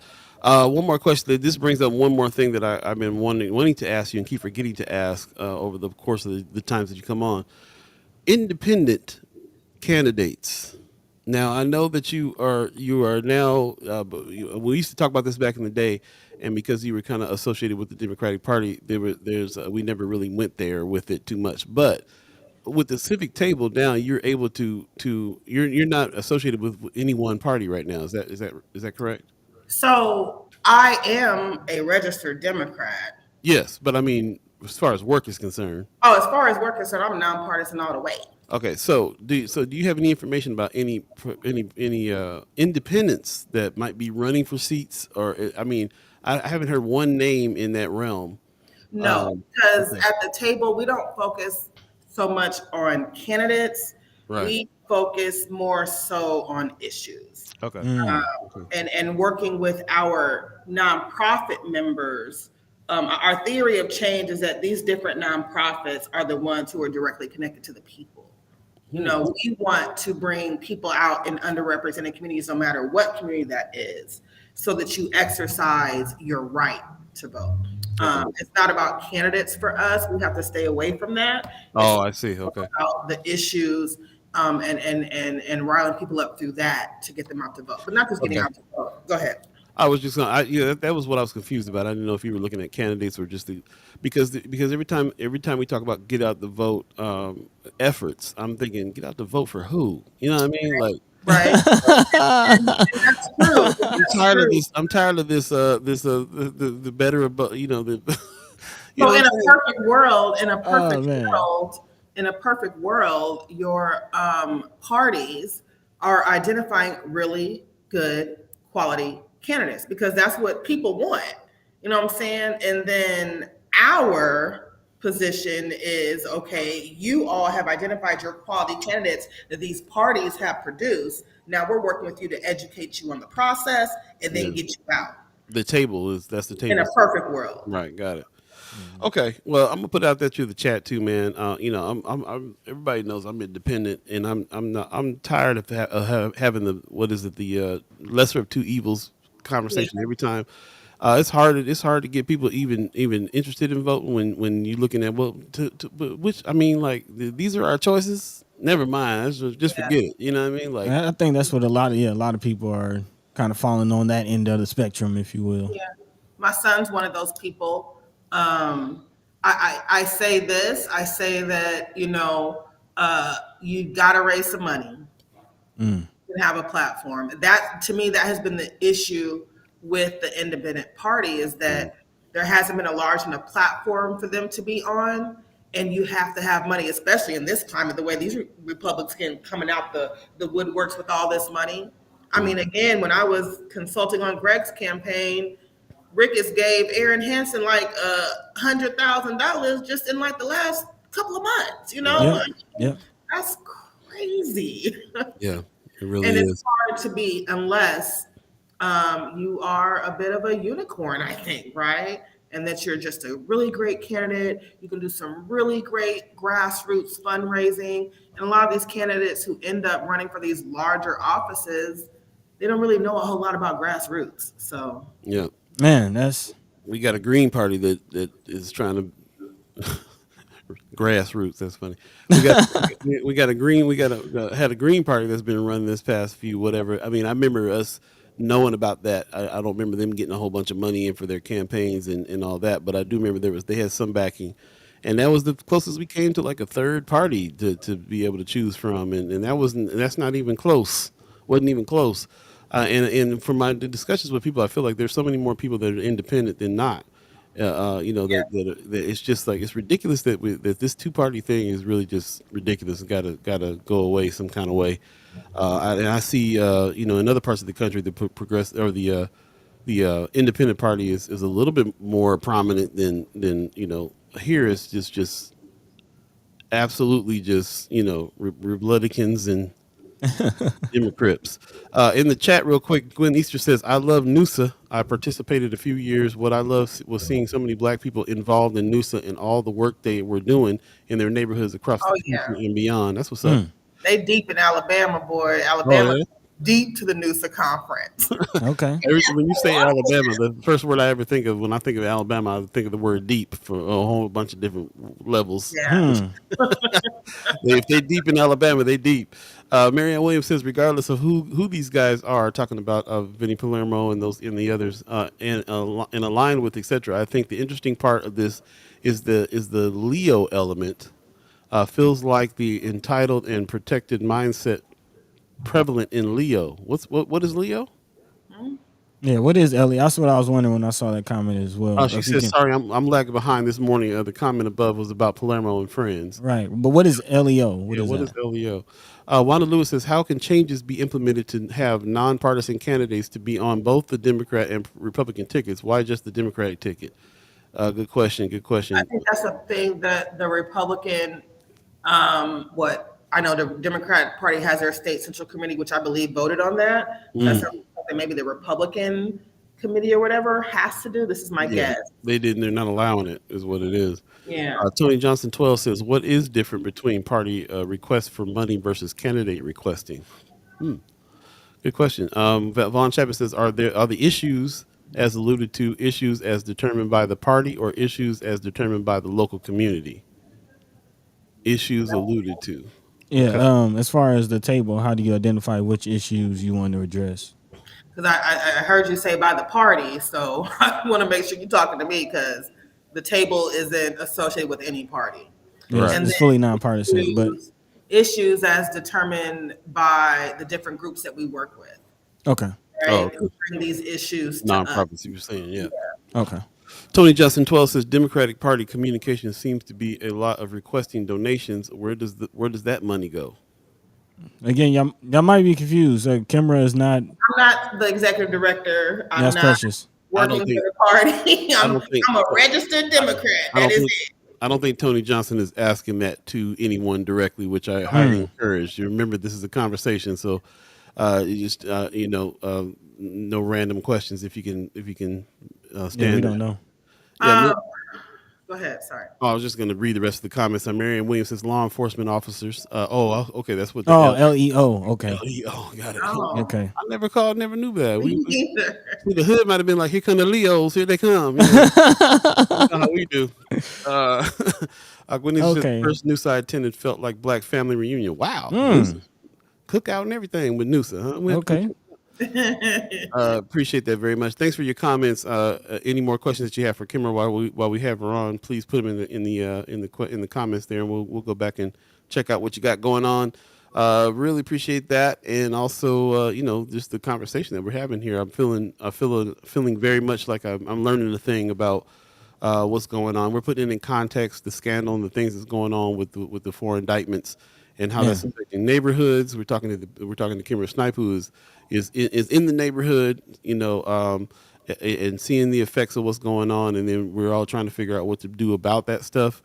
Tell us about anything. Tell us about something that's good in the hood, though. What's good in the hood right now? Oh, okay. I won't talk about OPS then. Oh, Oh gosh. Oh yeah, you did mention that you had some comments about Oh, R. Smith and yeah. So yeah. I And guess and before I forget, that reminds me, we also needed to ask you about the coal plant situation too. But we'll get back to that. oh, OPPD. Yeah, yeah. LPPD. Yeah. Okay. So basically, if you don't know, I used to be in the Omaha Public School Board, Mhm. and during that time, Jane Erdenberger was elected to the board, and I knew Jane for a little bit before then, but during her time on the board, I was assigned as her mentor on the board, and so through that, built a really great relationship. And then Nick Thielen sat next to me on the board. We had a pretty good relationship as well. We didn't necessarily agree ideologically all the time, but we were able to agree to disagree. And if you saw in the article, both Nick Thielen and Jane Erdenberger stepped down from this accountability committee with OPS. I have met with Jane. I've talked to Nick a couple of times because I just really wanted to understand. And to be honest with you, like I was hearing some of this stuff before that article even came out. Mm. Mm. So when I'm talking to Jane, my question is always, how can like I be supportive? Like how can the community be supportive? And basically, what it comes down to is the accountability committee is one of the subcommittees, just one of them of the Omaha Public Schools Board, and they are responsible for selecting the search committee that will eventually pick the new superintendent. And that's something that's important to our community, whoever that person is. Again, we go back to Omaha Public Schools is basically its own city, right? Right. And so they've been having a lot of concerns, which is why they stepped down. And they're also concerned with what perception is like in the community of what that could look like. But basically, they were saying that they haven't had any meetings since March 10th with the Accountability Committee. All the other committees are meeting at least once a month. Um, um, um, it seems as if though they've been trying to, I guess, communicate with Ricky Smith, who doesn't really seem to respond. They suggested before the accountability committee was created that they didn't want Ricky as the chair, but the president of the board, who is Spencer Head, put him in that position anyway.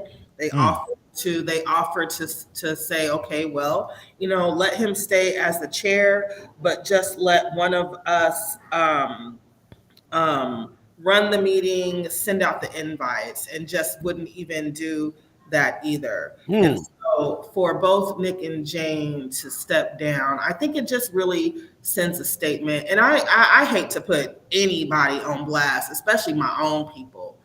But also like, these are our kids. I mean, I don't have any children in OPS anymore, but they still are babies, and whoever comes in to be the leadership of this new district, again, that's just very important. I know that this week is when the board is supposed to select the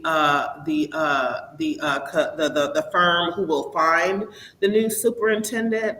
And the issue that I'm getting from board members are that it's the board's job because they represent their sub districts.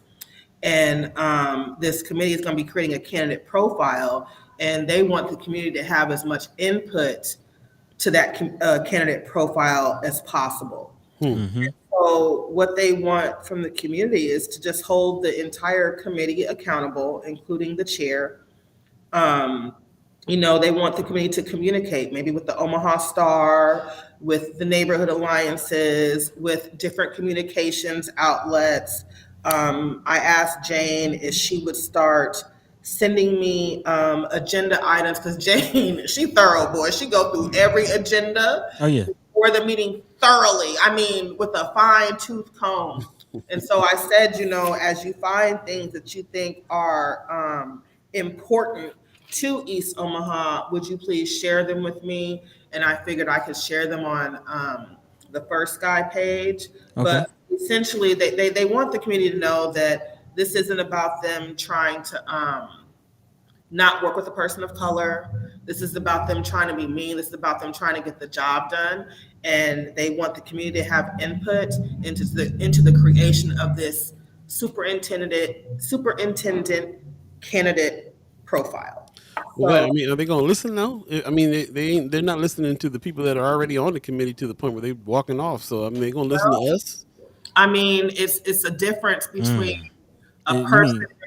I think this is me speaking. I think there's a difference between having people on a committee where you are the vice president and the president supports you, as opposed to having a bunch of people who come up and start asking questions and show up to school board meetings, testifying, saying whatever it is that they say. I think those are two sort of different situations. And I think the latter one can probably, raise some ears and get some people paying more attention. Specifically the board, she mentioned that, she said that she feels like people aren't paying attention. She said there was $8 million in textbooks that were approved. And, there was some stuff where, she asked about, well, what kind of input did you get from the community on that? And Margot Juarez, who was on the board, who was the secretary of SONA, she asked, well, did you contact the neighborhood alliance to see about getting input and things like that? So there's a lot of things that happen, especially on that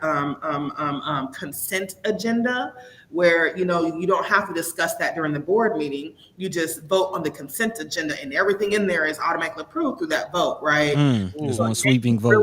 Jane's really good at looking at that consent agenda and pulling things out and asking questions, which isn't always something that people like, right? Right. Including people who look like us. So, especially if you're in a position of authority. But as a former lawyer, I'm not surprised that Ms. Erdenberger is looking at the fine print, if you will.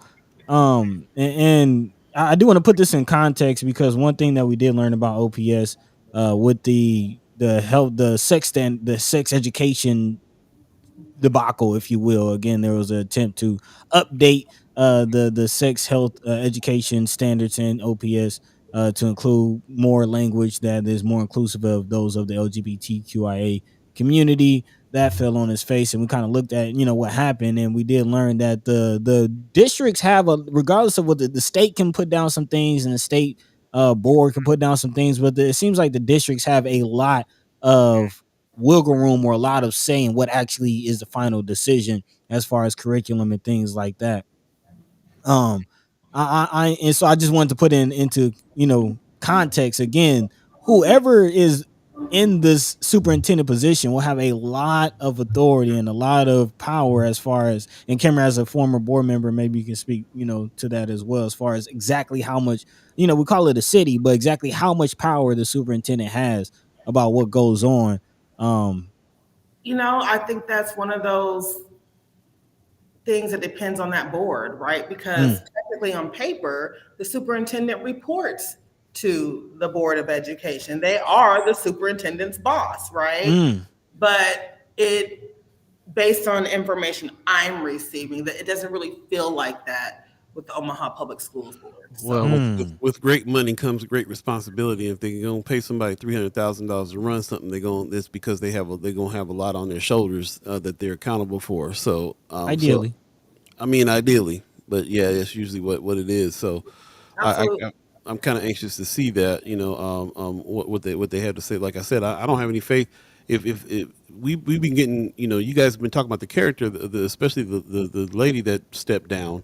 And I feel like they're not listening to people. I don't know how many, I don't know who else they're going to listen to, but I hear what you're saying about coming in with the numbers. I mean, people that are really understanding what's going on and number up and come down and say, this is, we need to have a say in what's going on here with the next superintendent.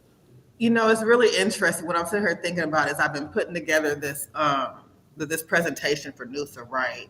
And it's really about organizing, and that's what I'm hearing in my brain as we've been having this conversation. There's steps to it, right? There's things that we have to do as community, and maybe this is one of those things where it's a conversation about real organizing, the actual steps that you take, which also include holding accountability sessions with these people who hold power. But I definitely feel like that's what's going on right now. yeah. Let me jump into the chat real quick. Von chat. Well, first of all, Gwen Easter says Omaha Public Schools need to stop recruiting out-of-state people to do the job. We need someone local. That'd be nice. Good viewpoint. Yeah. Miss Erica Phil says the current children in OPS are our future government, healthcare providers, neighbors, etc. We need them to be well educated academically and emotionally for sure. Yeah. I got a question according to some other questions that are up in the chat. What's up with Ricky Smith? What we keep on hearing his name. We keep on hearing a bunch of negative stuff associated to it all the time. Don't know him, haven't talked to him. I don't know. I don't think we've had him on in the whole time we've been doing this, right, buddy? Have we had him? I feel like we did speak to him once or twice in the Mind and Soul days. Right. I do think we did have him on and have some conversations with him back then. I even want to say around the time that he was elected, I think it was, if I'm not mistaken, it was him and Mark Snow. Oh. Yeah, I want to say it was around that time when Mark Snow was on the board and around, but it was, I do remember speaking to him back in the Mind and Soul days, but as first guy at the same time. Yeah, I think it was around the same time, but So since then not really. He keeps coming up and to the point where I'm like ready to go ahead and ask him to come on and talk. But before we do, I definitely have to say, what's up with Ricky Smith? Well, again, he's the leader of this board of the that's in charge of finding the committee. At least he's the leader of the committee that is in charge of finding this new superintendent. I'm not sure exactly his position on the board itself, but as far as this committee that's in charge of finding this important job, he's the leader of that, and it's seeming very dysfunctional from the outside looking in, and from whatever we're hearing. Sorry about that, man. I didn't mean to cut you off. Go ahead. Wanda Lewis just reminded me. Ricky was chiming in when Shar Shelton was running. That's the last time we talked to anybody. When we talked to him, and as a matter of fact, I believe he was at the Chad Chimers kickback. Think so. Yeah, I appreciate you reminding me about that. Tony Johnson 12 is saying, but people like Ricky Smith avoids these accountability conversations. Something about the accountability, like being held accountable for some actions that he's taken. Says he comes across like he knows everything, never talks to the community unless permission of Empowerment Network at their events. He's associated with the Empowerment Network. Somebody had mentioned he runs Omaha 360, like he runs it. I applied for that at the same time he did. Oh, okay. What Brianna Full? I'm trying to see what your emoji is. Well, it's funny she's commenting because Brianna Full has mentioned as far as, and this is me kind of putting dots together, but Brianna Full has mentioned that one of the main reasons that she ran for the position that she eventually won was because there are board members who don't show up. It's kind of much likened to the parole board, and from what I'm hearing, I'm hearing that Ricky Smith might be one of the main culprits of board members not showing up. Okay. Um, Well, Answering emails, that's another very so significant not thing communicating. I did. And I got it when I was on the board. I had several people who would tell me that they reached out to me because other people weren't answering or replying. okay. It Okay, seems to be an okay. internal thing as well. Well, if anybody out there knows Brother Ricky Smith or Brother Ricky Smith, if you ghost listening right now, we would love to talk to you. Again, this is has come up. I don't want to, have this whole round circle talking about somebody who's not here. So we just Yeah. want to put it out there. We would Guess love I to. won't go to Omaha 360 today. Oh well. Again, we got a lot to talk to you about, brother Ricky Smith, Omaha 360, the school board. There's a lot coming up, and your name is coming up. So again, we would love to talk to you. Yeah, But and you know how we do. We trying to we trying to talk to any. You know what I'm saying? We trying to talk. We trying to yeah, have a well, we'll talk to you, not conversation. about you. Right. Exactly. But I do want to put out the question, like with that disclaimer being put out, Kimara having worked with him on the board or worked closely with him, and also Brianna, maybe you could speak to this. Is it an issue of like, do you feel like he has an agenda that he wants to push, and or is it just really just kind of laissez faire, just not really doing the job? Me personally, I feel like it's the latter. Okay, But I'm kind of getting that sense as well, but had to ask. And you know me, I'm always gonna play. I'm always gonna play the other side. So how much pressure is he getting from his constituents on the job? What would make him? What would make him be this is absent? that's a We good need some good. I mean, because it's a whole board, right? It's yeah. not just one person that we can put some Hmm. blame on some things that happen at OPS. Brianna Full did say though, don't want to talk too much about someone who's not here, but Right. in the dots, buddy, you're connecting the Okay, dots. okay. Glenisha says OPS doesn't listen to parents or the community. So that's what I'm saying about the whole board. She said, I'm tired of schools focusing more on LGBTQ issues and pushing sexualizing health standards on children instead of focusing on academics. Children are so behind, especially in reading and other academics. Brother Knight says, like I said, long ago he installed a home alarm system for me That's why I'm over here laughing. that just set you off for the rest of his life. I guess that tells you everything you need to know. Alarm system didn't work.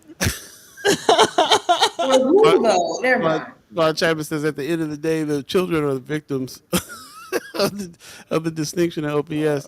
That exacerbates the problem. Exacerbates the problem. Yep. Brownful says they scared him. They scared to hold him accountable because they don't want to be seen as working against the only black man on the board. Okay. That's understandable, but Um, that was hilarious.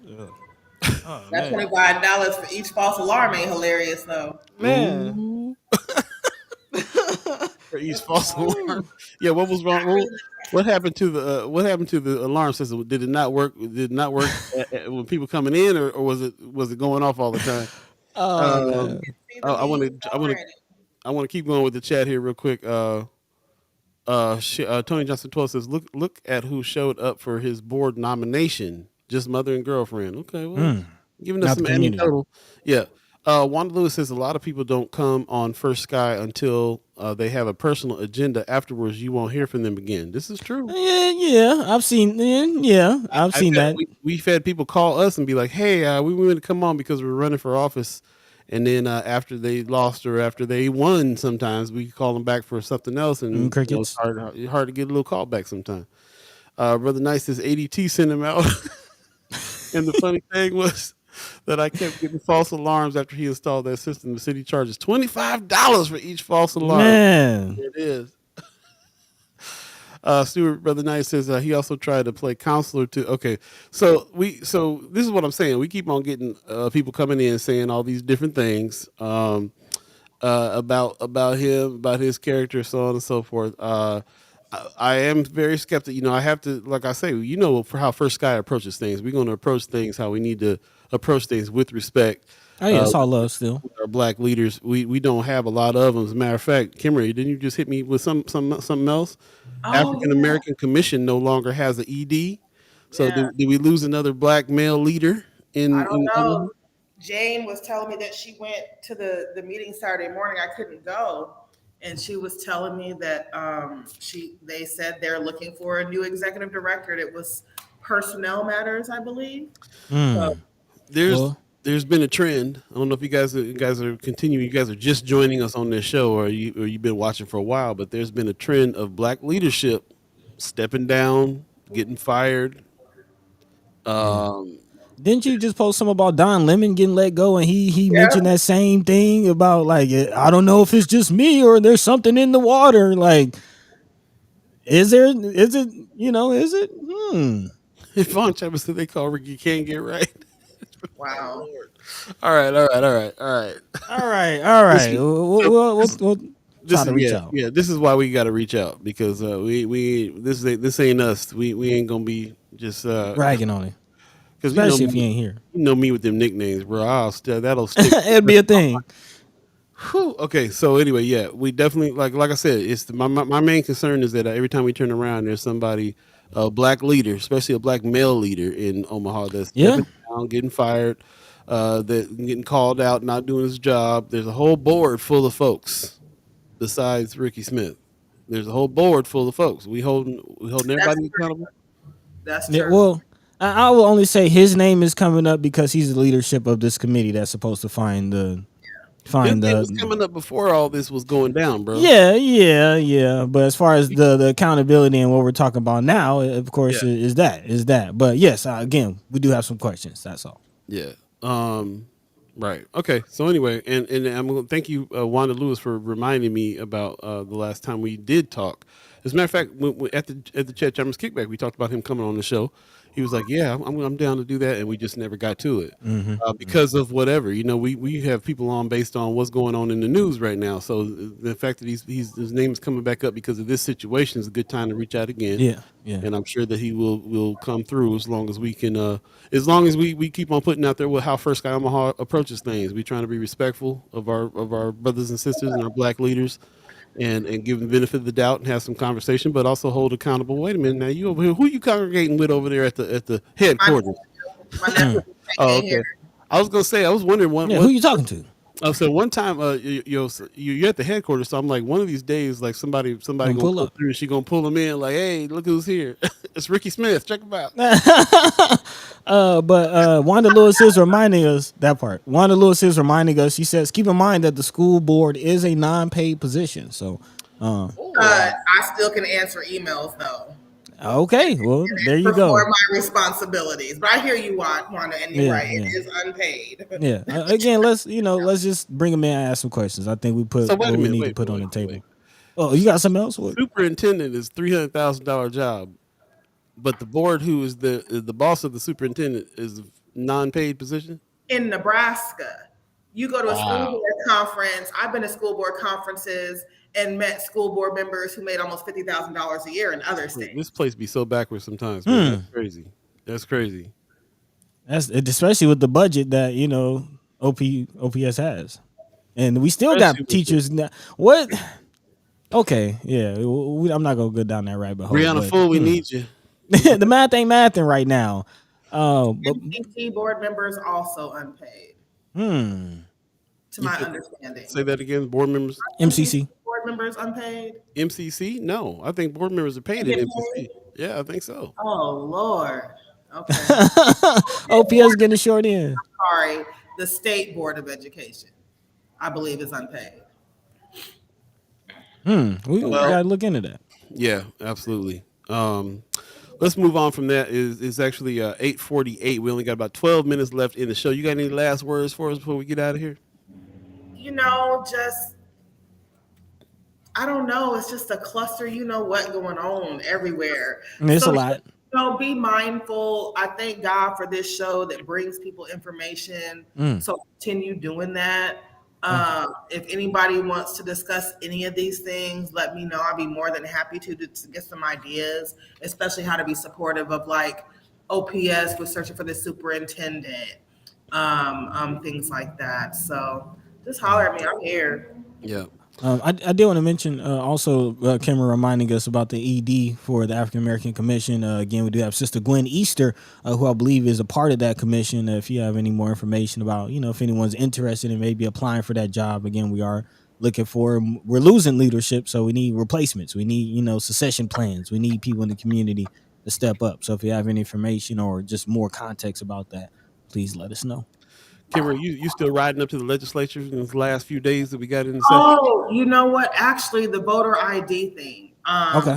So that voter ID bill has a fiscal note with it, which means that it has to be debated before they approve the budget with the Nebraska State Legislature. I'm really concerned because I thought I was going to be going down to Lincoln today for the debate, but it's still being negotiated, which leaves us really concerned. It's looking like the voter ID bill may be coming out with even more restrictions than we had hoped for. So really from the community, what we'd like from the community is to contact the government committee and tell them we want a narrow voter ID bill without unnecessary restrictions. Like we don't want citizenship investigations. We want to keep our elections free and fair without excluding people. So we want to keep a wide range of IDs available as options in the bill. The Brewer bill. So there's a Brewer, and Brewer is the one who, he's a Republican, but he's been very, attentive. He's been working with Adam Morfeld from Civic Nebraska. And so Brewer's bill would allow for expired IDs. There's nothing invalid about an expired ID. You can use a passport for 10 years. The bill for SLAMA, it's just bad. And so the Nebraska table is getting people together, us, ACLU, Appleseed, Planned Parenthood, to discuss what is and isn't protected speech at the Capitol. We're doing that today. Then the biggest fear is the fear of a special session, because if we don't get to it during this session, kind of like what the senators have been talking about right now, voter ID is in the hands of Senator Brewer, who's moderate, and reasonable and working well with us. But, if it goes to special session, then all 49 members and the media are going to be focused on voter ID, which also means, less opportunities to negotiate because there's no other bills on the floor, right?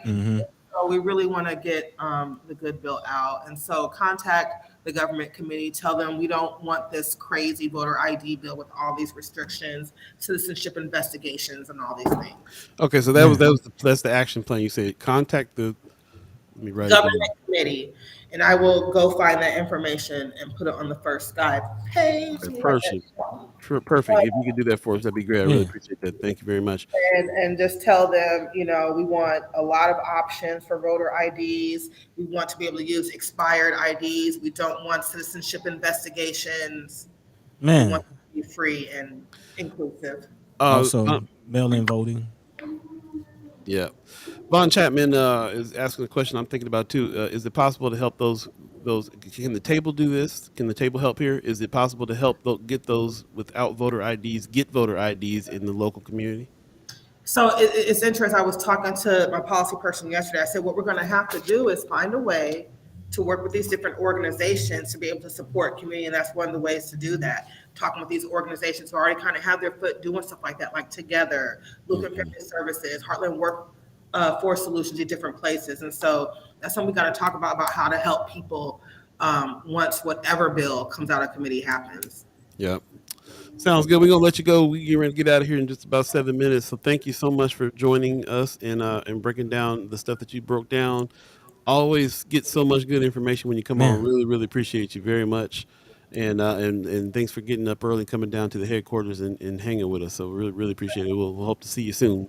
See y'all later. Take care of yourself. Yes, take care. You have a tendency to overdo it. So self-care. You know what I mean? It's riding season now. I'm good. Hey, I heard that. Get some wind in those locks. Therapy. I'm just saying. I'm gonna be behind you with the top down. That's what I'm talking about. We'll talk to you soon. See y'all later. Bye, everyone. Peace. Let's take a quick break and come right back. You're listening to First Sky Omaha Radio, First Sky Omaha in the morning. In the morning. All Beeee, Buddi3 Da Gawd, all of you, Oh, chat yeah. chumers, those listeners. Stay tuned. Hey.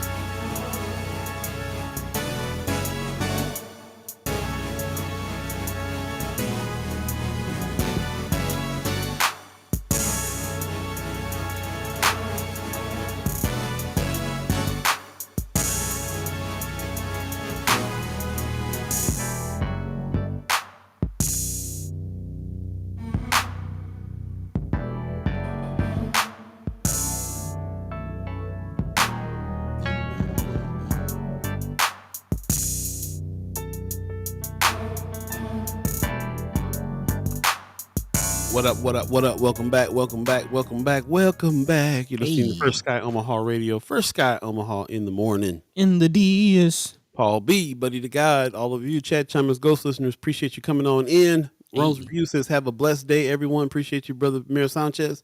Let's talk soon, man. I want to get with you on putting that chat chumers kickback together. We need food this time. The mayor. Down the mayor. But Miss Erica Phil says, great show. Thanks, everyone. Headed to the doctor to do uncomfortable health checks. It's more uncomfortable treating stage disease. Be good to yourself and drink your water. Have a wonderful Wednesday. Yeah. Thanks for tuning in and contributing to the show. Very, very much. Your words are very much appreciated all the time. Thank you very much for being a loyal chat chimer. And happy birthday, Boogie. Yeah, man. That's what's up, man. 17. Hey. Man, Twilight years. She plays this. She be playing this in the car. He be listening. So maybe next year when he's able to vote, we might have another ally with us. You know, Another chat chimer. Marianne Williams says, thanks to Kimara and Precious and to First Sky for this awesome platform. Appreciate you. Thank you for all your contributions as well. You really kind of help us stay on track with a lot of what's important, especially what's going on in the legislature. So thank you for your contributions.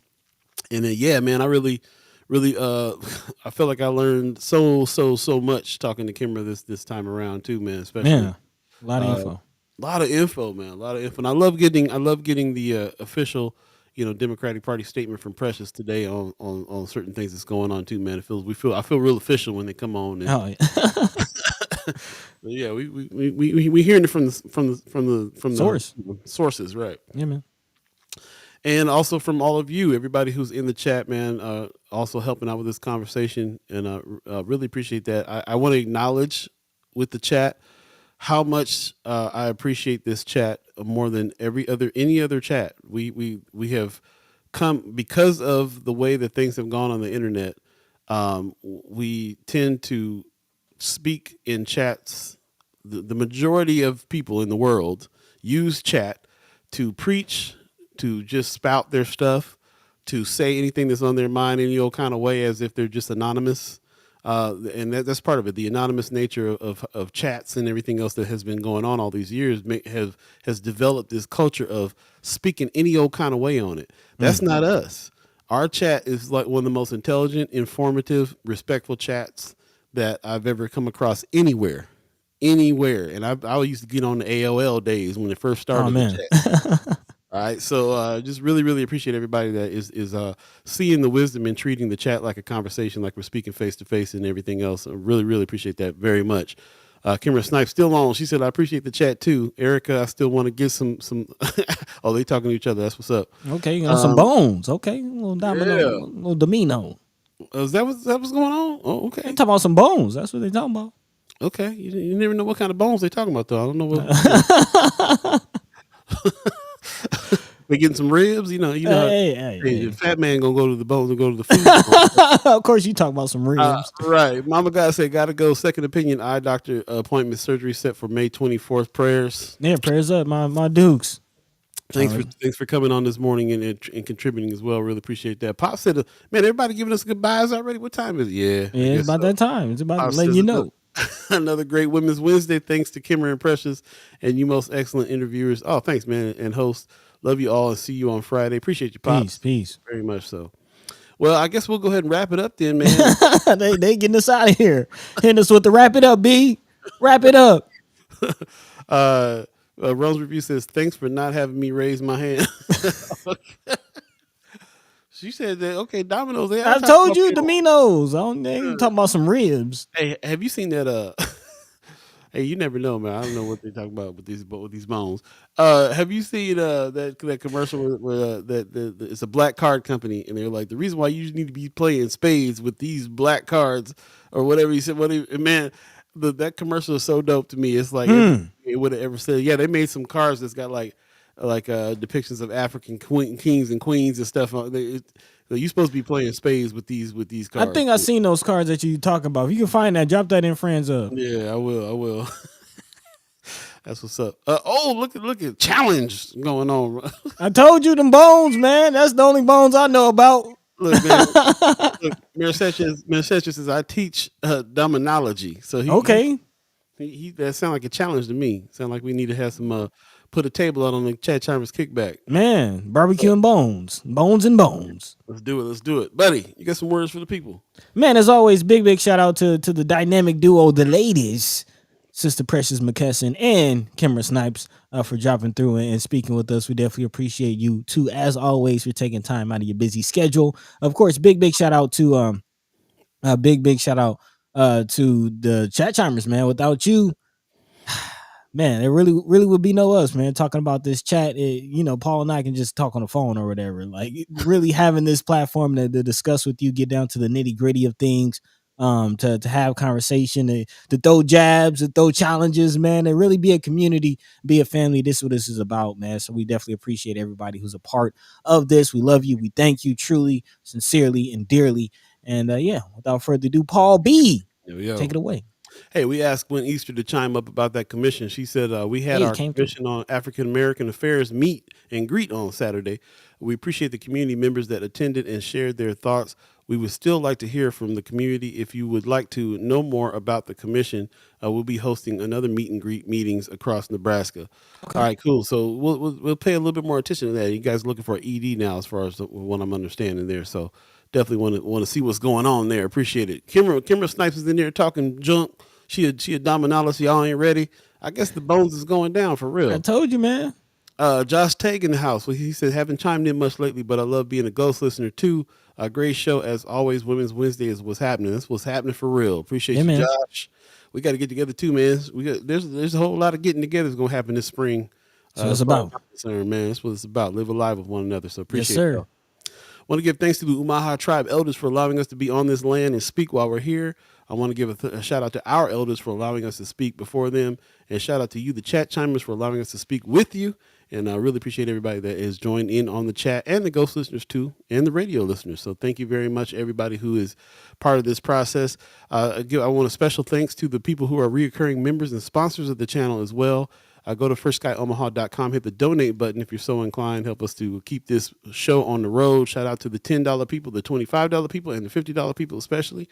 Thank you very much for helping us to continue these conversations and build on what we're trying to build. We got lots coming up. Season 6, we're already getting prepared for. Only got a few more episodes in season 5 before summertime hits. So, man, summertime. Hey. I'm putting out the word out there about this Chat Chambers kickback early, man, so we don't have no spur of the moment thing to throw together. Let's put some plans behind this one and get together and fly Buddy out and do the whole 9 so we can make it happen. Yep. So anybody wants to help on the Chat Chambers kickback committee, if you guys want to help me put something together, then let me know. And let's make it happen and throw something huge. Obviously, we need barbecue and bones going down. There you go. And Kimber said, y'all not ready. I love it. Love it. We're going to get out of here. You guys have a good one. Remember, we're going to be speaking to the brothers, Senators Terrell McKinney and Justin Wayne on Friday. So get your questions ready for that. And Kimber, don't forget to put that in the Friends of First Sky Omaha, what we need to do about this situation with the voter ID stuff.